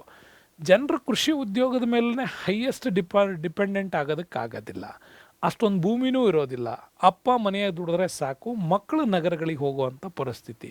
ಹೀಗಾಗಿ ಕೈಗಾರಿಕೆ ವಾಣಿಜ್ಯ ಕೇಂದ್ರಗಳಿಗೆ ಉದ್ಯೋಗವನ್ನು ಅರಸಿ ವಲಸೆ ಹೋಗುವವರ ಸಂಖ್ಯೆ ಜಾಸ್ತಿ. ಇನ್ನು ಶಿಕ್ಷಣಕ್ಕಾಗಿ ಒಂದಿಷ್ಟು ಜನರು ವಲಸೆ ಹೋಗ್ತಾರೆ. ಯಾಕೆಂದರೆ ಉನ್ನತ ಶಿಕ್ಷಣವನ್ನು ಪಡಿಬೇಕು. ಅತ್ಯುತ್ತಮವಾಗಿರ್ತಕ್ಕಂಥ ಶಿಕ್ಷಣ ಕೇಂದ್ರಗಳು ಒಂದೇ ಕಡೆ ಕಾನ್ಸಂಟ್ರೇಟ್ ಆಗೋದ್ರಿಂದ ಆಟೋಮ್ಯಾಟಿಕಲಿ ಗ್ರಾಮೀಣ ಭಾಗದ ಜನರು ನಗರ ಪ್ರದೇಶಗಳಿಗೆ ವ್ಯಾಸಂಗದ ಉದ್ದೇಶಕ್ಕಾಗಿಯೂ ಕೂಡ ಏನು ಮಾಡ್ತಾರೆ, ವಲಸೆ ಹೋಗ್ತಾರೆ. ನೆಕ್ಸ್ಟು ಭದ್ರತೆಯ ಕೊರತೆ. ಇದು ವೆರಿ ಇಂಪಾರ್ಟೆಂಟು ನಮಗೆ.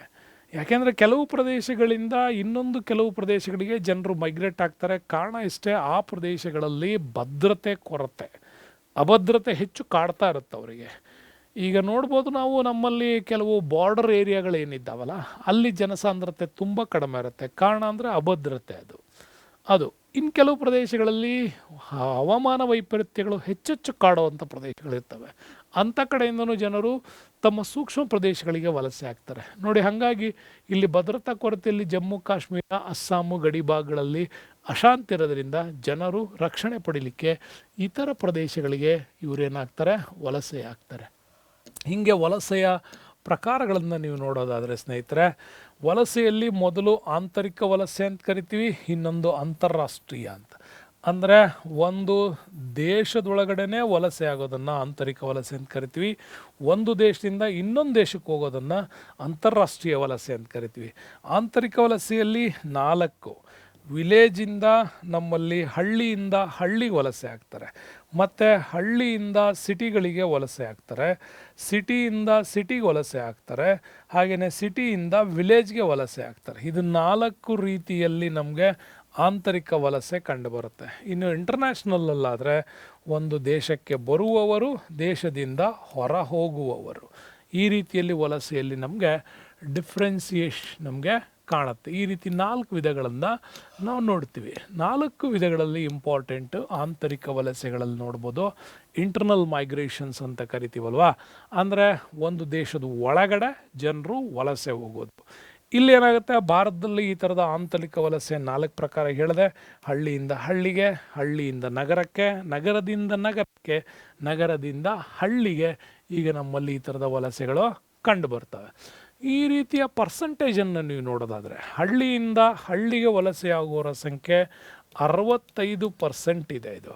ಹಾಗೆಯೇ ಹಳ್ಳಿಯಿಂದ ನಗರಗಳಿಗೆ ನೋಡಿದ್ರೆ ನಿಮಗೆ 17% ಸಿಗುತ್ತೆ.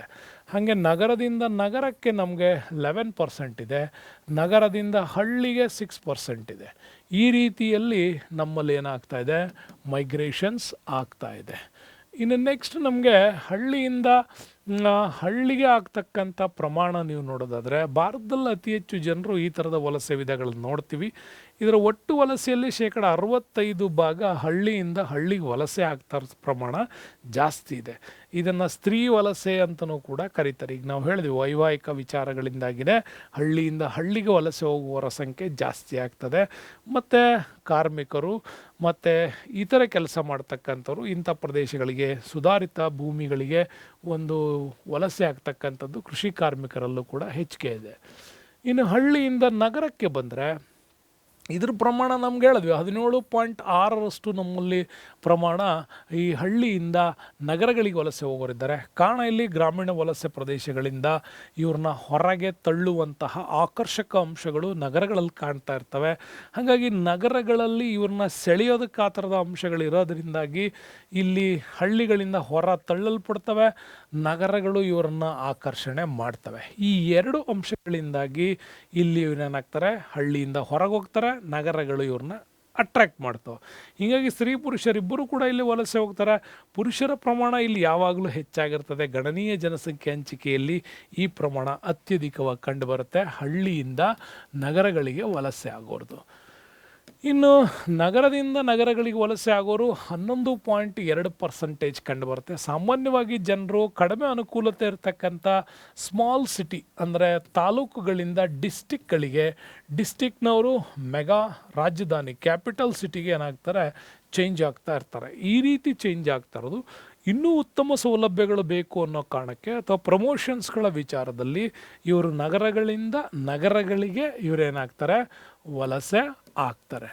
ಇನ್ನು ನಮಗೆ ನಗರದಿಂದ ಹಳ್ಳಿಗೆ ವಲಸೆ ಆಗೋರು, ಇದಕ್ಕೆ ಕಾರಣ ಬೇರೆ ಥರನೇ ಹೇಳ್ಬೋದು. ನಗರಗಳಲ್ಲಿ ಜನಸಾಂದ್ರತೆ ಹೆಚ್ಚಾಗತ್ತೆ, ಹೆಚ್ಚು ಪರಿಸರ ಮಾಲಿನ್ಯದ ಅಂಶಗಳಿರ್ತವೆ. ಅದರಿಂದಾಗಿ ಮುಂಬೈ, ಚೆನ್ನೈ, ಬೆಂಗಳೂರು ಇಂಥ ಬೃಹತ್ ನಗರಗಳಲ್ಲಿ ವಾಸ ಮಾಡುವಂಥ ಜನರು ತಮ್ಮ ಆರೋಗ್ಯದ ದೃಷ್ಟಿಯಿಂದ ಹಳ್ಳಿಗಳ ಕಡೆಗೆ ಅವರು ವಲಸೆ ಆಗ್ತಾರೆ. ಇಲ್ಲಿ ಇವರು ದುಬಾರಿ ವೆಚ್ಚದ ಜೀವನ ಶೈಲಿ, ಸಾರ್ವಜನಿಕ ಸೇವೆಗಳ ಮೇಲೆ ಹೆಚ್ಚು ಒತ್ತಡ ಉಂಟು ಮಾಡುತ್ತೆ. ಅಥವಾ ನಿವೃತ್ತಿ ಹೊಂದಿದಂತಹ ಪುರುಷರು, ವೃದ್ಧರು ಇಂಥವರು ನಗರ ಪ್ರದೇಶಗಳಿಂದ ಸುತ್ತಲಿನ ಗ್ರಾಮೀಣ ಪ್ರದೇಶಗಳಿಗೆ ಬರ್ತಾರೆ. ಇದು ನಮ್ಮಲ್ಲಿ ಹೆಚ್ಚಾಗಿ ಕಂಡುಬರುತ್ತೆ. ಹೀಗೆ ಆಂತರಿಕ ವಲಸೆ ಅಂತರರಾಜ್ಯ ವಲಸೆ, ಅದು ಇಂಟರ್ನಲ್ ಸ್ಟೇಟ್ ಮೈಗ್ರೇಷನ್ಸು ಮತ್ತು ಇಂಟ್ರಾ ಸ್ಟೇಟ್ ಮೈಗ್ರೇಷನ್ಸ್ ಅಂತ ಕರಿತೀವಿ. ರಾಜ್ಯದ ಒಳಗಡೆ ಮತ್ತು ರಾಜ್ಯದಿಂದ ರಾಜ್ಯಕ್ಕೆ ವಲಸೆ ಹೋಗುವವರ ಸಂಖ್ಯೆನೂ ಕೂಡ ನಮ್ಮಲ್ಲಿ ಹೆಚ್ಚೆಚ್ಚಾಗಿ ಕಂಡುಬರುತ್ತೆ. ಹಾಗಾಗಿ ಒಂದು ರಾಜ್ಯದಿಂದ ಮತ್ತೊಂದು ರಾಜ್ಯಕ್ಕೆ ವಲಸೆ ಹೋಗೋದನ್ನು ಅಂತರರಾಜ್ಯ ವಲಸೆ ಅಂತ ಕರಿತೀವಿ. ಅಂದರೆ ಕರ್ನಾಟಕದಿಂದ ಗೋವಾಕ್ಕೆ, ತಮಿಳುನಾಡಿಗೆ, ಆಂಧ್ರ ಪ್ರದೇಶಕ್ಕೆ ಹೋದರೆ ಅಂತರರಾಜ್ಯ ವಲಸೆ ಅಂತ ಕರಿತೀವಿ. ಇದಕ್ಕೆ ಪ್ರತಿಯಾಗಿ ನಾವು ನೋಡ್ಬೋದು, ಒಂದು ರಾಜ್ಯದ ಒಳಗಡೆನೇ ಜನರು ವಲಸೆ ಆದರೆ ಡಿಸ್ಟಿಕ್ ಟು ಡಿಸ್ಟಿಕ್ ಚೇಂಜ್ ಆಗ್ತಾ ಇದ್ದಾರೆ ಅಂತಂದರೆ, ಅಂದರೆ ಚಾಮರಾಜನಗರ ಟು ಮೈಸೂರು, ಮೈಸೂರು ಟು ಬೆಂಗಳೂರು, ಈ ಥರ ಒಂದು ರಾಜ್ಯದ ಒಳಗಡೆನೇ ಆಗ್ತಾ ಇದ್ದಾರೆ ಅಂದರೆ ಆಂತರಿಕ ರಾಜ್ಯ ವಲಸೆ ಅಂತ ಕರಿತೀವಿ. ಅಂತರರಾಜ್ಯ ಮತ್ತು ಆಂತರಿಕ ರಾಜ್ಯ ಅಂತ ಎರಡು ಭಾಗ ನೋಡ್ತೀವಿ. ಇನ್ನು ಅಂತಾರಾಷ್ಟ್ರೀಯ ವಲಸೆಯಲ್ಲಿ ಒಂದು ದೇಶದಿಂದ ಮತ್ತೊಂದು ದೇಶಕ್ಕೆ ವಲಸೆಯಾಗುವುದನ್ನು ಅಂತಾರಾಷ್ಟ್ರೀಯ ವಲಸೆ ಅಂತ ಕೂಡ ಕರಿತೀವಿ. ಹಾಗಾಗಿ ಆ ರಾಷ್ಟ್ರಕ್ಕೆ ಒಳಗೆ ಬರುವಂಥ ಜನಸಂಖ್ಯೆಯನ್ನು ಒಳ ವಲಸೆ ಅಂತ ಕರಿತೀವಿ. ಆ ದೇಶದಿಂದ ಹೊರಗೆ ಹೋಗ್ತಾ ಇದ್ದಾರೆ ಅಂದರೆ ಅದನ್ನು ನಾವು ಹೊರ ವಲಸೆ ಅಂತ ಕರಿತೀವಿ. ಇದು ಇಮಿಗ್ರೇಷನ್ಸು, ಎಮಿಗ್ರೇಷನ್ಸ್ ಅನ್ನೋ ಎರಡು ಪದವನ್ನು ಇಲ್ಲಿ ಬಳಸ್ತಾರೆ. ಒಳ ವಲಸೆ ಅಂದರೆ ಒಂದು ದೇಶದಿಂದ ಇನ್ನೊಂದು ದೇಶದ ಒಳಕ್ಕೆ ಬರ್ತಕ್ಕಂಥದ್ದು. ಹೀಗೆ ಒಂದು ದೇಶದಿಂದ ಹೊರ ದೇಶಗಳಿಗೆ ವಲಸೆ ಹೋಗೋರು ಸಂಬಂಧಿಸ ನೋಡಿದರೆ 1942ರಲ್ಲಿ ಭಾರತ ವಿಭಜನೆಗೊಂಡಾಗ ಭಾರತದಿಂದ ಪಾಕಿಸ್ತಾನಕ್ಕೆ, ಪಾಕಿಸ್ತಾನದಿಂದ ಭಾರತಕ್ಕೆ, ಹಾಗೆ ಪಾಕಿಸ್ತಾನದ ಬಾಂಗ್ಲಾದೇಶಗಳಿಗೆ ಅಧಿಕ ಪ್ರಮಾಣದ ಜನಸಂಖ್ಯೆ ಆಯಿತು. ಇದನ್ನು ಬೃಹತ್ ಪ್ರಮಾಣದ ಮಾನವ ಸಮೂಹ ವಲಸೆ ಅಂತ ಇತಿಹಾಸದಲ್ಲಿ 1947ರ ದೇಶ ವಿಭಜನೆಯ ಸಂದರ್ಭದ ಈ ವಲಸೆಯನ್ನು ನಮ್ಮಲ್ಲಿ ಹೇಳುತ್ತಾರೆ. ಇನ್ನು ನೆಕ್ಸ್ಟ್ ನಮಗೆ ಬಂದರೆ, ಹೀಗೆ ಒಂದು ದೇಶದ ಹೊರಗೆ ಹೋಗಿ ನೆಲೆಸೋದನ್ನು ನಾವು ಹೊರ ವಲಸೆ ಅಂತ ಕೂಡ ಕರಿತೀವಿ. ಹಾಗೆ ಒಂದು ದೇಶವನ್ನು ಸ್ವೀಕರಿಸಿ ದೇಶದ ಒಳಗಡೆ ಬಂದರೆ ಅವ್ರನ್ನ ಒಳ ವಲಸೆ ಅಂತ ಕರಿತೀವಿ. ಇನ್ನೊಂದು ಇಂಪಾರ್ಟೆಂಟ್ ಇದೆ ನಮ್ಮಲ್ಲಿ ವಲಸೆಗಳಲ್ಲಿ, ಇದು ಡಿಫ್ರೆಂಟ್. ಇದು ಯಾವ ಥರ ಅಂತ ಹೇಳಕ್ಕೆ ಬರಲ್ಲ, ಆದರೆ ಅದನ್ನು ನಮ್ಮಲ್ಲಿ ತಜ್ಞರುಗಳು ಬೌದ್ಧಿಕ ವಲಸೆ ಅಂತ ಕೂಡ ಕರೀತಾರೆ. ಅಂದರೆ ಇಂಟೆಲೆಕ್ಚುಯಲ್ ಮೈಗ್ರೇಷನ್ಸ್ ಅಂತ ಕರಿತೀವಿ. ಅಂದರೆ ಉನ್ನತ ವ್ಯಾಸಂಗ ಮಾಡಿ ಅಥವಾ ಉನ್ನತ ಕೌಶಲ್ಯಗಳನ್ನು ಹೊಂದಿರತಕ್ಕಂಥ ಜನರು ತಮ್ಮ ಉದ್ಯೋಗಗಳನ್ನು ಅರಸಿ ಅಥವಾ ತಮ್ಮ ಪ್ರತಿಭೆಗಳಿಗೆ ಅವಕಾಶಗಳನ್ನು ಅರಸಿ ಭಾರತದಿಂದ ಇತರೆ ಅಭಿವೃದ್ಧಿ ಹೊಂದಿದ ದೇಶಗಳಿಗೆ ಮೈಗ್ರೇಟ್ ಆಗೋದನ್ನು ನಾವು ಬೌದ್ಧಿಕ ವಲಸೆ ಅಂತ ಕೂಡ ಕರಿತೀವಿ. ಅಬ್ದುಲ್ ಕಲಾಂ ಅವರು ಈ ಕಾನ್ಸೆಪ್ಟನ್ನ ಭಾಳ ವಿಶೇಷವಾಗಿ ವರ್ಣನೆ ಮಾಡ್ತಾರೆ. ಯಾವ ದೇಶ ಅತಿ ಹೆಚ್ಚು ಬೌದ್ಧಿಕ ವಲಸೆಯನ್ನು ಅವಲಂಬಿಸ್ತದೆಯೋ, ಅಂದರೆ ನಮ್ಮ ದೇಶದಿಂದ ಹೆಚ್ಚೆಚ್ಚು ಒಂದು ಯುವ ಪಡೆ ಈ ರೀತಿ ಹೊರಗೆ ಹೋಯಿತು ಅಂತಂದರೆ ನಮ್ಮ ದೇಶದ ಅಭಿವೃದ್ಧಿಗೆ ಅದು ಮಾರಕ ಆಗುತ್ತೆ. ಹಾಗಾಗಿ ಹೆಚ್ಚೆಚ್ಚು ಸೌಲಭ್ಯಗಳನ್ನು ಇಲ್ಲಿ ಕ್ರಿಯೇಟ್ ಮಾಡಿಕೊಡ್ಬೇಕು, ಅದು ಸರ್ಕಾರದ ಒಂದು ಅಧೀನದಲ್ಲಿರಬೇಕು ಅಂತ ಕೂಡ ಹೇಳ್ತಾರೆ. ಈ ರೀತಿ ವಲಸೆ ಆಗೋದ್ರಿಂದ ಏನು ಪರಿಣಾಮ ಆಗುತ್ತೆ ಅಂತಲೂ ಕೂಡ ನೋಡೋಣ. ಕೆಲವು ಕಡೆ ಧನಾತ್ಮಕ ಪರಿಣಾಮ ಆಗುತ್ತೆ, ಕೆಲವು ಕಡೆ ಋಣಾತ್ಮಕ ಪರಿಣಾಮಗಳು ಕೂಡ ಆಗುತ್ತೆ. ಓಕೆ, ಯಾಕೆ ಅಂತಂದರೆ ಆ ದೇಶವನ್ನು ಅವಲಂಬಿಸಿ ಬರುವವರ ಸಂಖ್ಯೆ ಉತ್ತಮವಾಗಿದ್ದಾರೆ. ಅಂದರೆ ಧನಾತ್ಮಕ ವಲಸೆ ಅಂದರೆ ಅಧಿಕ ಜನಸಾಂದ್ರತೆಯನ್ನು ಇದು ನಿಯಂತ್ರಣ ಮಾಡುತ್ತೆ, ಜನರು ಉದ್ಯೋಗ ಪಡೆಯಲಿಕ್ಕೂ ಕೂಡ ಸಹಾಯ ಆಗುತ್ತೆ, ಇದು ಕೂಲಿ ಕಾರ್ಮಿಕರ ಕೊರತೆ ಸಮಸ್ಯೆಯನ್ನು ಕೂಡ ಕಡಿಮೆ ಮಾಡ್ಬೋದು.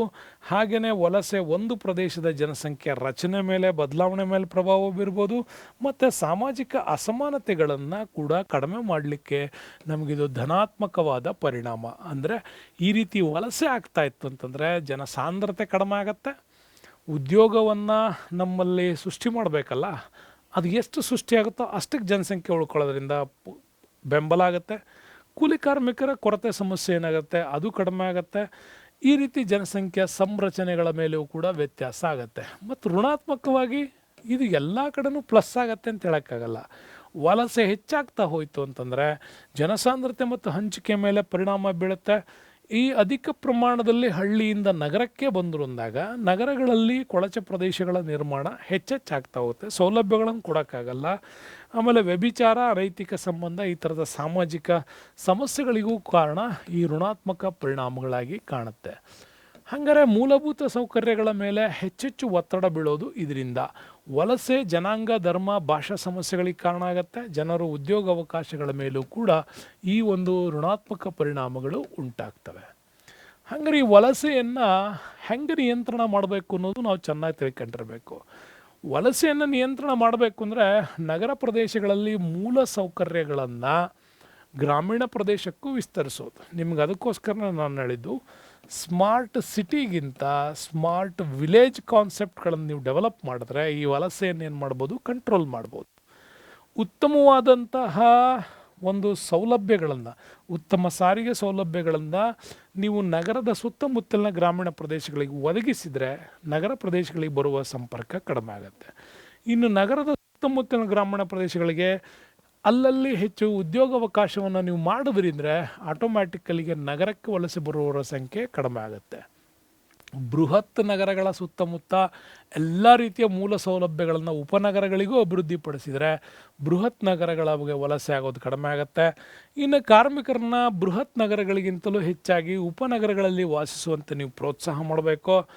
ನಗರಗಳ ಹೊರ ವಲಯದಲ್ಲಿ ಕೈಗಾರಿಕಾ ವಲಯಗಳನ್ನು ನೀವು ನಿರ್ಮಾಣ ಮಾಡಿದ್ರೆ ಈ ರೀತಿಯ ಮೈಗ್ರೇಷನ್ಸಿಂದ ಆಗ್ತಕ್ಕಂಥ ಪ್ರಾಬ್ಲಮನ್ನು ಕಂಟ್ರೋಲ್ ಮಾಡ್ಬೋದು.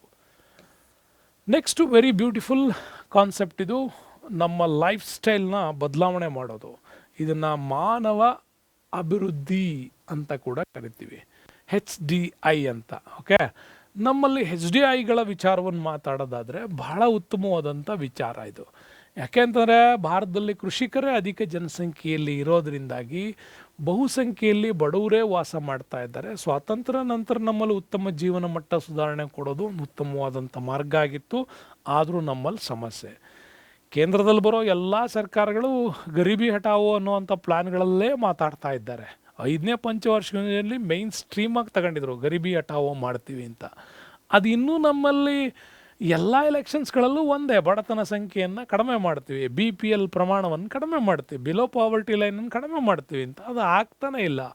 ಕಾರಣ ಏನು ಅಂದರೆ ಭಾರತದಲ್ಲಿ ಅನೇಕ ರೀತಿಯ ಸಾಂಕ್ರಾಮಿಕ ರೋಗಗಳು, ಆಹಾರ ಧಾನ್ಯಗಳ ಉತ್ಪಾದನೆಯಲ್ಲಿ ಸುಧಾರಣೆ ಆಗದೇ ಇರೋದು, ಶಿಶು ಮರಣದ ಪ್ರಮಾಣ ಇಳಿಮುಖವಾಗಿರೋದು ಮತ್ತು ಜೀವಿತಾವಧಿ ಪ್ರಮಾಣ ಏರಿಕೆಯಾಗಿರೋದು, ಇವೆಲ್ಲ ನಮ್ಮಲ್ಲಿ ಹ್ಯೂಮನ್ ಡೆವಲಪ್ಮೆಂಟ್ಸ್ ಮೇಲೆ ತುಂಬಾ ಪರಿಣಾಮವನ್ನು ಬೀರುತ್ತೆ. ಹಂಗಾರೆ ಭಾರತದಲ್ಲಿ ಮಾನವ ಅಭಿವೃದ್ಧಿ ಸೂಚ್ಯಾಂಕ ಹೆಂಗಿದೆ ಅಂತ ನೋಡೋಣ. HDI ಅಂತ ಹೇಳಿದ್ನಲ್ಲ, ಹ್ಯೂಮನ್ ಡೆವಲಪ್ಮೆಂಟ್ ಇಂಡೆಕ್ಸ್ ಹೆಂಗಿದೆ ಅಂತ ನೋಡಿ. ಈ ಇಂಡೆಕ್ಸನ್ನು ಯಾವುದರ ಆಧಾರದ ಮೇಲೆ ಮಾಡ್ತಾರೆ ಅಂದರೆ ಒಂದು ದೇಶದಲ್ಲಿ ಆಗ್ತಾ ಇರೋವಂಥ ಅಭಿವೃದ್ಧಿಯ ಮಟ್ಟವನ್ನು ಇದು ಹೆಂಗೆ ಕಾಯ್ದುಕೊಳ್ತಾ ಇದೆ ಅನ್ನೋದನ್ನು ನೋಡ್ತಾರೆ. ಅದಕ್ಕೆ ಪೂರಕವಾಗಿ ಅಲ್ಲಿ ಆರ್ಥಿಕ ಅಭಿವೃದ್ಧಿಗೆ ಕಾರಣವಾಗಿರೋ ಪ್ರಮುಖ ಸಾಮಾಜಿಕ ಅಂಶಗಳು ಹೆಂಗಿದ್ದಾವೆ, ಅಲ್ಲಿನ ಆರ್ಥಿಕ ಸೂಚಕಗಳನ್ನು ಕೂಡ ನೋಡ್ತಾರೆ. ಇವುಗಳನ್ನೆಲ್ಲ ನೋಡಿ ವಿಶ್ವಸಂಸ್ಥೆಯ UNDP ಬರುತ್ತೆ, ನಮ್ಮಲ್ಲಿ ಯುನೈಟೆಡ್ ನೇಷನ್ಸ್ ಡೆವಲಪ್ಮೆಂಟ್ ಪ್ರೋಗ್ರಾಮ್ UNDPನಲ್ಲಿ ಪ್ರತಿ ವರ್ಷವೂ ಕೂಡ ಬಿಡುಗಡೆಯನ್ನು ಮಾಡ್ತಾರೆ.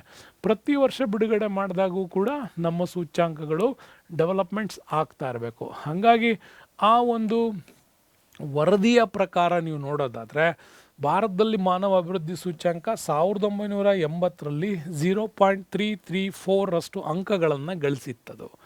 ಬಟ್ 2011ರ ವೇಳೆಗೆ 547 ಅಂಕಗಳಿಗೆ ಅದು ಏರಿಕೆಯಾಗಿದೆ. ಈಗ ಮೊನ್ನೆ ತಾನೇ ಬಿಡುಗಡೆ ಮಾಡಿದ್ದಾರೆ 2024ರದ್ದು.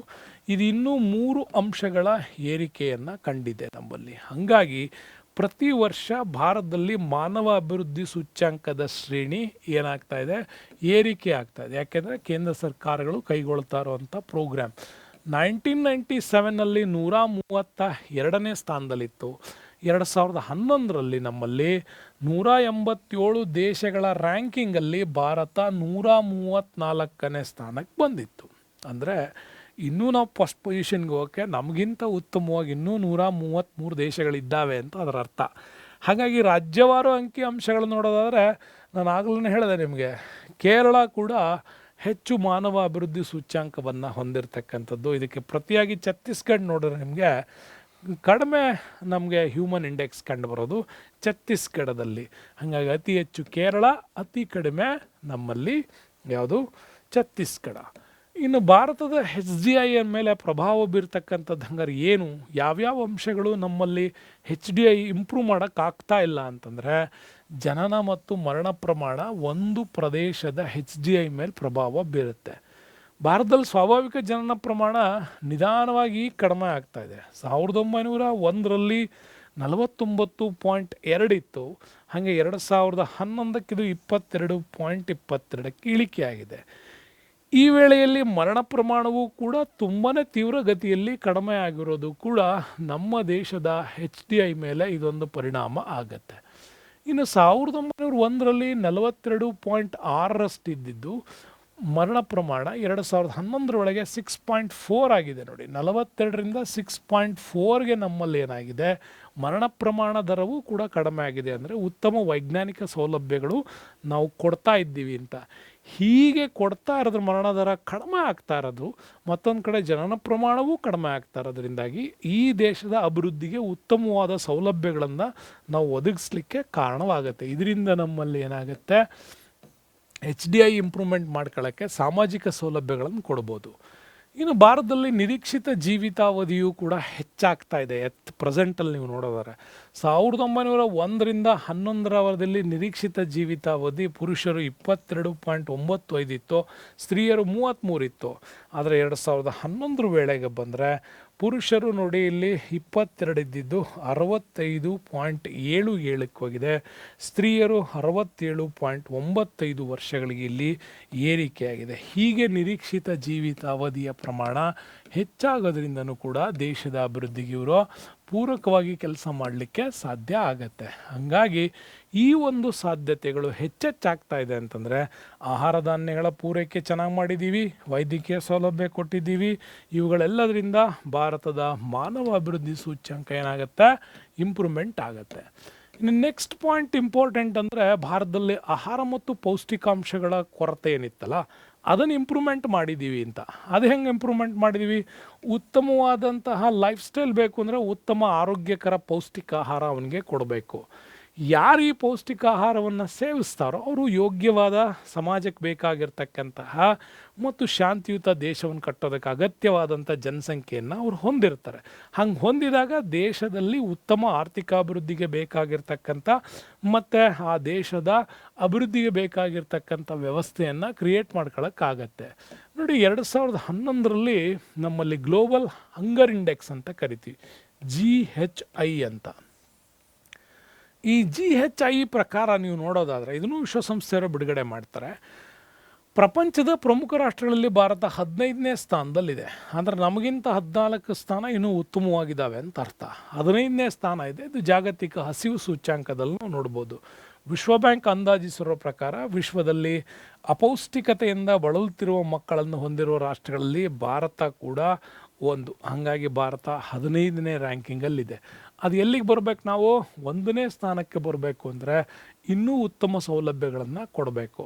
ಉದಾಹರಣೆಗಾಗಿ ಹೇಳಬೇಕು ಅಂದರೆ ಆಮಶಂಕೆ, ಮಲೇರಿಯಾ, ದಡಾರ, ವೈದ್ಯಕೀಯ ಸೌಲಭ್ಯ ಕೊರತೆ ಇದು ಕೂಡ ಬಡತನಕ್ಕೆ ಕಾರಣ ಆಗ್ತಾ ಇರೋದು. ನಗರ ಪ್ರದೇಶದ ಮಕ್ಕಳಿಗೆ ಗ್ರಾಮೀಣ ಪ್ರದೇಶದ ಮಕ್ಕಳು ಹೆಚ್ಚು ಅಪೌಷ್ಟಿಕತೆಯಿಂದ ಬಳಲ್ತಾ ಇದ್ದಾವೆ. ಇದು ನಮ್ಮಲ್ಲಿ ಮಾನವ ಸೂಚ್ಯಂಕ ಅಭಿವೃದ್ಧಿಯ ಮೇಲೆ ಇದು ಪರಿಣಾಮ ಕೂಡ ಆಗತ್ತೆ. ಇದರ ನಿಮಗೆ ಮಾನವ ಸೂಚ್ಯಂಕ ಅಭಿವೃದ್ಧಿಯ ಪ್ರವೃತ್ತಿಯ ವಿಚಾರಗಳನ್ನು ನೀವು ಗಮನಿಸಿದರೆ ಈ ಟೇಬಲ್ ನಿಮಗೆ ಹೇಳಿಕೊಡುತ್ತೆ. ನೋಡಿ, ಭಾರತ 2001ರ ವಿಚಾರದಲ್ಲಿ 0.547 ತೆಕ್ಕೊಂಡಿದೆ. 1980 ನೀವು ನೋಡಿದರೆ 3.4 ಇತ್ತು. ಇಷ್ಟು ಪ್ರಮಾಣದಲ್ಲಿ ನಮ್ಮಲ್ಲಿ ಏನು ಮಾಡಿದ್ದೀವಿ, ಅಭಿವೃದ್ಧಿಯನ್ನು ಸಾಧಿಸ್ತಾ ಇದ್ದೀವಿ ಅಂತ. ಇದನ್ನೇ ನೀವು ವರ್ಲ್ಡ್ ಲೆವೆಲ್ಲಿಗೆ ನೋಡ್ಕೊಂಡ್ರೆ ನೋಡಿ 6, 8, 2ರಷ್ಟು ಪ್ರಮಾಣದಲ್ಲಿ ಹೆಚ್ಚಿಗೆ ಆಗಬೇಕು. ಇನ್ನು ದಕ್ಷಿಣ ಏಷ್ಯಾ ರಾಷ್ಟ್ರಗಳು ಕೂಡ 548ಕ್ಕಿದೆ. ಹೆಚ್ಚು ಕಡಿಮೆ ದಕ್ಷಿಣ ಏಷ್ಯಾ ರಾಷ್ಟ್ರಗಳಲ್ಲಿ ಭಾರತ ಒಂದು ಸಮನಾದಂಥ ಪರಿಸ್ಥಿತಿಯಲ್ಲಿ ಇದೆ ಅಂತ ಕೂಡ ಈ ಡಾಟಾ ನಮಗೆ ಹೇಳುತ್ತೆ. ಇನ್ನು ನೆಕ್ಸ್ಟ್ ನಾವು ನೋಡೋದಾದರೆ ಸಾಮಾನ್ಯವಾಗಿ ಸಾಕ್ಷರತೆ ವಿಚಾರಕ್ಕೆ ಬರೋಣ. ನಮ್ಮಲ್ಲಿ ಗ್ಲೋಬಲ್ ಇಂಡೆಕ್ಸಲ್ಲಿ ನೀವು ನೋಡೋದಾದರೆ ಆರ್ಥಿಕ ಪ್ರಗತಿಗೆ, ಸಾಮಾಜಿಕ ಅಭಿವೃದ್ಧಿಗೆ ಮುಖ್ಯವಾಗಿ ಎಜುಕೇಷನ್ ಇಂಪ್ರೂವ್ಮೆಂಟ್ ಇರಬೇಕು. 1947ರಲ್ಲಿ ಬ್ರಿಟಿಷ್ ಆಳ್ವಿಕೆ ಕೊನೆಗೊಂಡಾಗ ಭಾರತದಲ್ಲಿ ಸಾಕ್ಷರತೆಯನ್ನು ನೋಡಿದ್ರು 12% ಆಯಿತು. 2011ಕ್ಕೆ ಅದು 74.04ರಷ್ಟು ನಮ್ಮಲ್ಲಿ ಏರಿಕೆಯಾಗಿದೆ. ಈ ರೀತಿ ಏರಿಕೆ ಆಗಿರೋದು ಭಾಳ ಶುಭ ಸೂಚಕ ಅಂತಂದರೂ ಕೂಡ ಸುಮಾರು 6 ಪಟ್ಟು ಹೆಚ್ಚು ಶೈಕ್ಷಣಿಕ ಅಭಿವೃದ್ಧಿ ಸಾಧಿಸಿದ್ದೀವಿ. ಜಾಗತಿಕ ಸಾಕ್ಷರತಾ ಪ್ರಮಾಣದಲ್ಲಿ 84ಕ್ಕಿಂತಲೂ ಕೂಡ ನಮ್ಮಲ್ಲಿ ಈಗ ಕಡಿಮೆ ಆಗ್ತಾ ಇರೋದು ಕಂಡು ಬರ್ತಾ ಇದೆ. ಹಾಗಾಗಿ ಭಾರತ ಸಾಕ್ಷರತೆಯಲ್ಲಿ ಅಪಾರವಾದ ಲಿಂಗ ತಾರತಮ್ಯ ಕಾಣ್ತಾ ಇದೆ ಅಂತಲೂ ಕೂಡ ನಮ್ಮಲ್ಲಿ ವರ್ಲ್ಡ್ ರಿಪೋರ್ಟ್ ಹೇಳುತ್ತೆ. ಅಂದರೆ ಈಕ್ವಲ್ ಆಗಿ ಎಲ್ಲರಿಗೂ ಶಿಕ್ಷಣ ಕೊಡುವಂಥ ಪರಿಸ್ಥಿತಿ ಭಾರತದಲ್ಲಿ ಡೆವಲಪ್ಮೆಂಟ್ ಆಗಬೇಕು. ಯಾಕೆಂದರೆ ಪುರುಷರ ಸಾಕ್ಷರತೆ 82% ಇದೆ, ಅದಕ್ಕೆ ಪ್ರತಿಯಾಗಿ ಸ್ತ್ರೀಯರ ಸಾಕ್ಷರತೆ ಪ್ರಮಾಣ 65 ಇದೆ. ಈ ವೇರಿಯೇಷನ್ಸ್ ಕಡಿಮೆ ಆದರೆ ನಮ್ಮಲ್ಲಿ ಬಹುಸಂಖ್ಯೆಯ ಅನಕ್ಷರಸ್ಥರು ಸ್ತ್ರೀಯರ ಪ್ರಮಾಣವೇ ಹೆಚ್ಚಾಗಿ ಕಂಡುಬರುತ್ತೆ. ಹಾಗಾಗಿ ಆ ಸಾಕ್ಷರತೆ ಪ್ರಮಾಣವನ್ನು ನಾವು ಸ್ತ್ರೀ ಸಾಕ್ಷರತಾ ಪ್ರಮಾಣ ಈ ರೀತಿ ಕಡಿಮೆ ಆಗೋದಕ್ಕೆ ಕಾರಣನೇ ನಮ್ಮಲ್ಲಿ ಈ ವೇರಿಯೇಷನ್ಸ್. ಹಾಗಾಗಿ ಈ ವೇರಿಯೇಷನ್ಸ್ ಕಡಿಮೆ ಮಾಡಬೇಕು ಅಂದರೆ ಹೆಣ್ಣು ಮಕ್ಕಳಿಗೆ ಹೆಚ್ಚಿನ ಶಿಕ್ಷಣ ಪಡೆಯುವ ಅವಕಾಶಗಳನ್ನು ಸೃಷ್ಟಿಸಬೇಕು ಅಂತ ಹೇಳುತ್ತೆ. ನೋಡಿ, 2001ರಿಂದ 2011ರ ದಶಕದಲ್ಲಿ ಜನಗಣತಿ ಪ್ರಕಾರ ಸ್ತ್ರೀಯರ ಸಾಕ್ಷರತೆ ಪ್ರಮಾಣ ಪುರುಷ ಸಾಕ್ಷರತೆ ಪ್ರಮಾಣಕ್ಕಿಂತ ವೇಗವಾಗಿ ಹೆಚ್ಚಳ ಆಗ್ತಾ ಇದೆ. ಆಗಲೇ ನಿಮ್ಗೆ ಹೇಳಿದೆ, ಆ ಥರದ ಅಧಿಕ ತಾರತಮ್ಯ ಕೂಡ ನಮ್ಗೆ ಮತ್ತೆಲ್ಲಿ ಕಂಡು ಬರುತ್ತೆ. ಗ್ರಾಮೀಣ ಮತ್ತು ನಗರ ಪ್ರದೇಶಗಳಿಗೆ ಹೋಲಿಕೆ ಮಾಡ್ಕೊಂಡ್ರೆ ಪುರುಷರ ಸಾಕ್ಷರತೆ ಪ್ರಮಾಣವು ಮಹಿಳಾ ಸಾಕ್ಷರತೆ ಪ್ರಮಾಣಕ್ಕಿಂತ ಅಧಿಕ ಇರೋದು. ಹಾಗಾಗಿ ಹ್ಯೂಮನ್ ಡೆವಲಪ್ಮೆಂಟ್ ಇಂಡೆಕ್ಸ್ ಕಡಿಮೆ ಆಗಲಿಕ್ಕೆ ಇದು ಕೂಡ ಪ್ರಮುಖವಾದಂಥ ಒಂದು ಕಾರಣ ಆಗತ್ತೆ. ನೆಕ್ಸ್ಟ್ ಬರ್ತೀವಿ ಬಡತನ. ಹ್ಯೂಮನ್ ಡೆವಲಪ್ಮೆಂಟ್ ಇಂಡೆಕ್ಸಲ್ಲಿ ಭಾಳ ಪ್ರಮುಖವಾಗಿ ನೋಡ್ತಕ್ಕಂಥದ್ದು ಬಡತನ. ಭಾರತ ಭೌಗೋಳಿಕವಾಗಿ ಶ್ರೀಮಂತ ರಾಷ್ಟ್ರ ಆಗಿರ್ಬೋದು, ಆದರೆ ಅವುಗಳನ್ನು ಬಳಕೆ ಮಾಡಿಕೊಳ್ಳುವ ಲೆವೆಲ್ಲಿಗೆ ನಮ್ಮಲ್ಲಿ ಡೆವಲಪ್ಮೆಂಟ್ ಕಡಿಮೆ ಇದೆ. ಹಾಗಾಗಿ ಸಾಮಾಜಿಕ, ಆರ್ಥಿಕ, ಸಾಂಸ್ಕೃತಿಕವಾಗಿ ನಾವು ಹಿಂದುಳಿದಿದ್ದೀವಿ. UNDP 2010ರಲ್ಲಿ ವರದಿ ಮಾಡಿರೋ ಪ್ರಕಾರ 29.8% ಭಾಗದಷ್ಟು ಜನರು ನಮ್ಮಲ್ಲಿ BPL ಲೆವೆಲಲ್ಲಿ ಇದ್ದಾರೆ ಅಂತ. ಬಿಲೋ ಪಾವರ್ಟಿ ಲೈನಲ್ಲಿ ಇವತ್ತು ಕೂಡ 29% ಭಾರತದಲ್ಲಿ ನಮಗೆ ಸಿಗ್ತಾರೆ ಅಂತ. 2013ರ ವಿಶ್ವಸಂಸ್ಥೆ ವರದಿ ಪ್ರಕಾರ ನೋಡೋದಾದರೆ ಪ್ರಪಂಚದ ಒಟ್ಟು ಬಡವರಲ್ಲಿ 1/3 ಭಾಗದಷ್ಟು ಜನರು ಭಾರತದಲ್ಲೇ ವಾಸ ಮಾಡ್ತಾ ಇದ್ದಾರೆ ಅಂತ ಕೂಡ ಹೇಳುತ್ತೆ. ಕಾರಣ ಕಳಪೆ ಜೀವನ ಮಟ್ಟ, ಹಸಿವು, ಅಪೌಷ್ಟಿಕತೆ, ಅನಕ್ಷರತೆ, ಕೆಳದರ್ಜೆಯ ಮಾನವ ಅಭಿವೃದ್ಧಿಗೆ ಕಾರಣ ಆಗಿರೋದು. ಬಡತನ ನಿವಾರಣೆ, ಅಪೌಷ್ಟಿಕತೆ, ಸಾಕ್ಷರತೆಗೆ ಸಂಬಂಧಿಸಿದಂಥ ಹಲವಾರು ಪ್ರೋಗ್ರಾಮ್ಗಳನ್ನು ಸರ್ಕಾರ ಜಾರಿಗೆ ತರಬೇಕು. ಅವುಗಳಲ್ಲಿ ಪ್ರಮುಖವಾಗಿ ಅಂದರೆ ನಮ್ಮಲ್ಲಿ ಸರ್ವಶಿಕ್ಷಾ ಅಭಿಯಾನ ಕಾರ್ಯಕ್ರಮ ಜಾರಿಗೆ ತಂದಿದ್ದೀವಿ. ಅಕ್ಷರ ದಾಸೋಹ, ಅನ್ನಭಾಗ್ಯ, ಕ್ಷೀರಭಾಗ್ಯ, ಕೂಲಿಗಾಗಿ ಕಾಳು, ಬಾ ಮರಳಿ ಶಾಲೆಗೆ ಇವೆಲ್ಲ ಡೆವಲಪ್ಮೆಂಟ್ ಮಾಡೋದ್ರಿಂದ ಪೂರಕವಾಗಿ ಭಾರತದಲ್ಲಿ ಇನ್ನೊಂದು ಇಂಪಾರ್ಟೆಂಟು ಆಹಾರ ಭದ್ರತಾ ಕಾಯ್ದೆ 2013 ಕೇಂದ್ರ ಸರ್ಕಾರ ಜಾರಿಗೆ ತಂದಿರೋದು. 12 ಶತಕೋಟಿ ಭಾರತೀಯರಿಗೆ ಆಹಾರ ಭದ್ರತೆ ಒದಗಿಸುವಂಥ ಕಾರ್ಯಕ್ರಮ ಕೂಡ ಮಾಡಿದ್ರು. ಇಷ್ಟು ಅದ್ಭುತವಾಗಿ ನಿಮಗೆ ಇಡೀ ಪಾಠವನ್ನು ಭಾಳ ಸಮಗ್ರವಾಗಿ, ಭಾಳ ಅತ್ಯುತ್ತಮವಾಗಿ ಹೇಳಿಕೊಟ್ಟಿದ್ದೀನಿ. ಇದನ್ನು ಚೆನ್ನಾಗಿ ನೋಡ್ಕೊಳ್ಳಿ, ಪದೇ ಪದೇ ರಿಮೈಂಡ್ ಮಾಡ್ಕೊಳ್ಳಿ. ಮುಂದಿನ ನಿಮ್ಮ ಎಕ್ಸಾಮ್ಸ್ಗೆ ಹೆಲ್ಪ್ ಆಗುವಂಥ ಭಾಳಷ್ಟು ಅಂಶಗಳು ಇದರಲ್ಲಿದೆ ಅಂತ ಹೇಳ್ತಾ ಈ ವಿಡಿಯೋಕ್ಕೆ ಧನ್ಯವಾದಗಳು. ಮುಂದಿನ ವಿಡಿಯೋದಲ್ಲಿ ಮತ್ತೆ ಸಿಗೋಣ. ಅಲ್ಲಿವರೆಗೂ stay with us. Ramesh. Thank you. Bye.